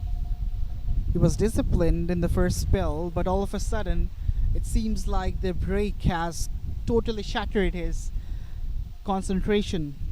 Back-to-back wides. It looks like he totally restarted his bowling spell. Oh, well bowled. That's a much better delivery on the block hole. Really compelled the batter to defend it. Just 2 runs away now. 10 deliveries remaining. You expect the game to be done in this over. And JTX Hriday, he's played it smartly here. Hasn't tried to do anything fancy. Knew that his captain was going great guns, so he needed to support him. He gave him the strike, and that's what he did. Lawful toss. Only a single will be taken. So the scores are level. Super Giants on the verge of reaching the final of BMATEC Royal Champions Trophy Season 5, powered by Jersey Smith. It's going to be a great feat for them to achieve, but they'll love it. They thoroughly deserve it. They were a better side compared to Bando in all aspects. And fitting is the captain on strike to hit the winning runs. And he goes down the ground, but does not clear the bowler. So we will have to wait another delivery. The captain on strike, batting on 58. Can he finish it off with a big flourish?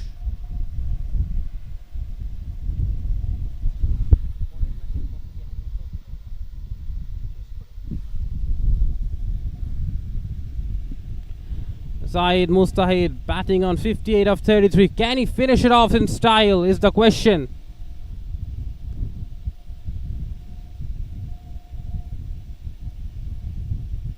Goes down the ground, goes through the offside. Everyone is inside the circle. So that is going to be a boundary. And Saeed Mustahid, what a fitting way to finish the game with in style. Stays not out on 62 of 34. And clearly played the match-defining innings for his side. And what a way for Super Giants. They have been so dominating throughout this tournament. And today also, they have finished it off without any real hiccups towards the back end. And this has been another victory added to their tally to take them to the final of BMATEC Royal Champions Trophy Season 5, powered by Jersey Smith. As we look at the stats, Fariduddin Masood, the other player who got a 50, but you have to say probably it was the captain's knock that really sealed the deal for them. And thank you everyone as we see the players shaking hands. Commiserations to Bando Design Limited. They have also been great throughout the tournament, but today just was not their day. But full congratulations. Full congratulations to Super Giants for making it to the final. And we will have a great final. We wish to have a great final. But for now,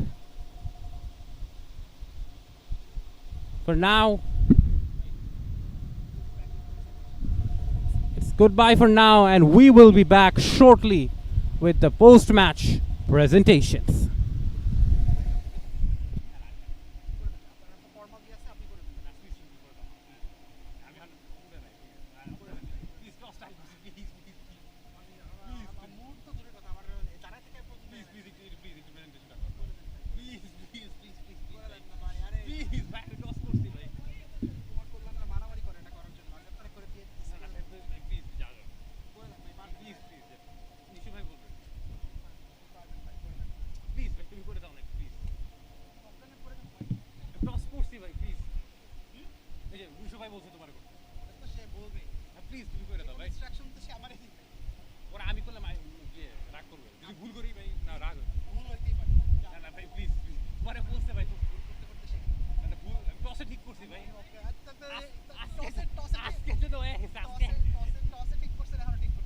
একবারের জন্য হয়ে গেছে ভাই, আর লাগবো না।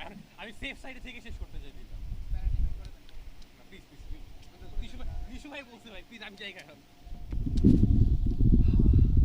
যান চলে, ঠিক আছে যান চলে, পরে আমার বিকাশে পাঠাই দিলে আমি কিন্তু আমি আপনার বিকাশ নাম্বার জানি। আমি কিন্তু আপনার বিকাশ নাম্বার জানি না। আমি কিন্তু আপনার বিকাশ নাম্বার জানি না ব্রো। নিশু ভাই বলবো যে ভাই আপনি আমার জন্য নাকি ধরে দিন। নিশু ভাই তো আমাকে কাজ করে। আমি বলবো আমি তো আপনার বিকাশ নাম্বার জানি না। আরে ভাই প্লিজ জানা প্লিজ আমি অজ্ঞান হয়ে পড়ে যাবো ভাই। আমার পানি খাও খাইতেছি পানি, অবস্থা খুবই খারাপ। মানে একটা দিনও আমার 7 দিন একটা দিনও তো আমার কোনো ব্রেক নেই। সব মিলে আমি ফিজিক্যালি পুরোপুরি আনফিট।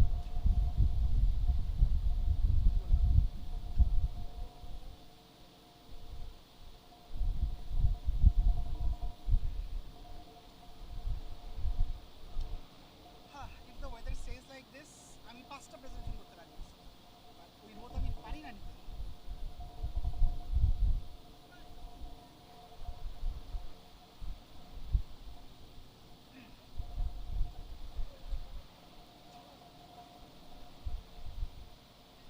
নিশু ভাই নেমে যাচ্ছে তো প্রেজেন্টেশন।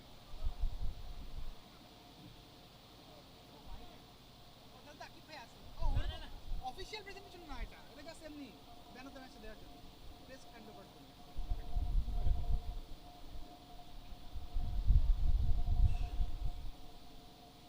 ভাই আমি তো প্রেজেন্টেশন করবো, আর অনেক জায়গাতেই করবো। আপনার তো সুযোগ কম হয়, আপনি করে ফেলেন। ভাই আমি তোমার করলাম না, ধাক্কা মেরে পাড়ায় দিয়ে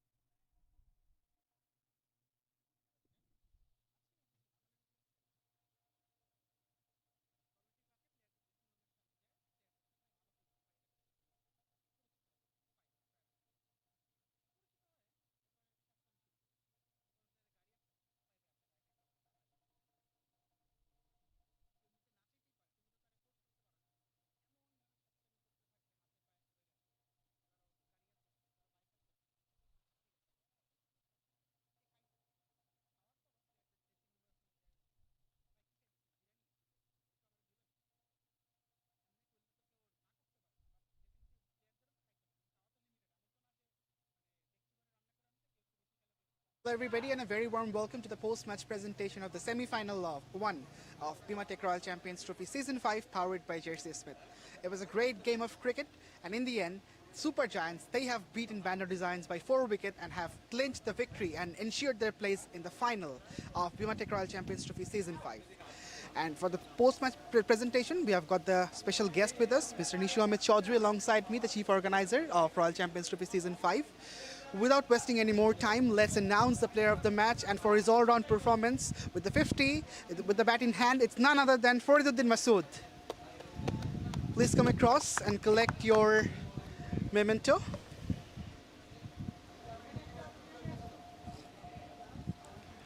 .50 with the bat in hand and wicket with the ball too.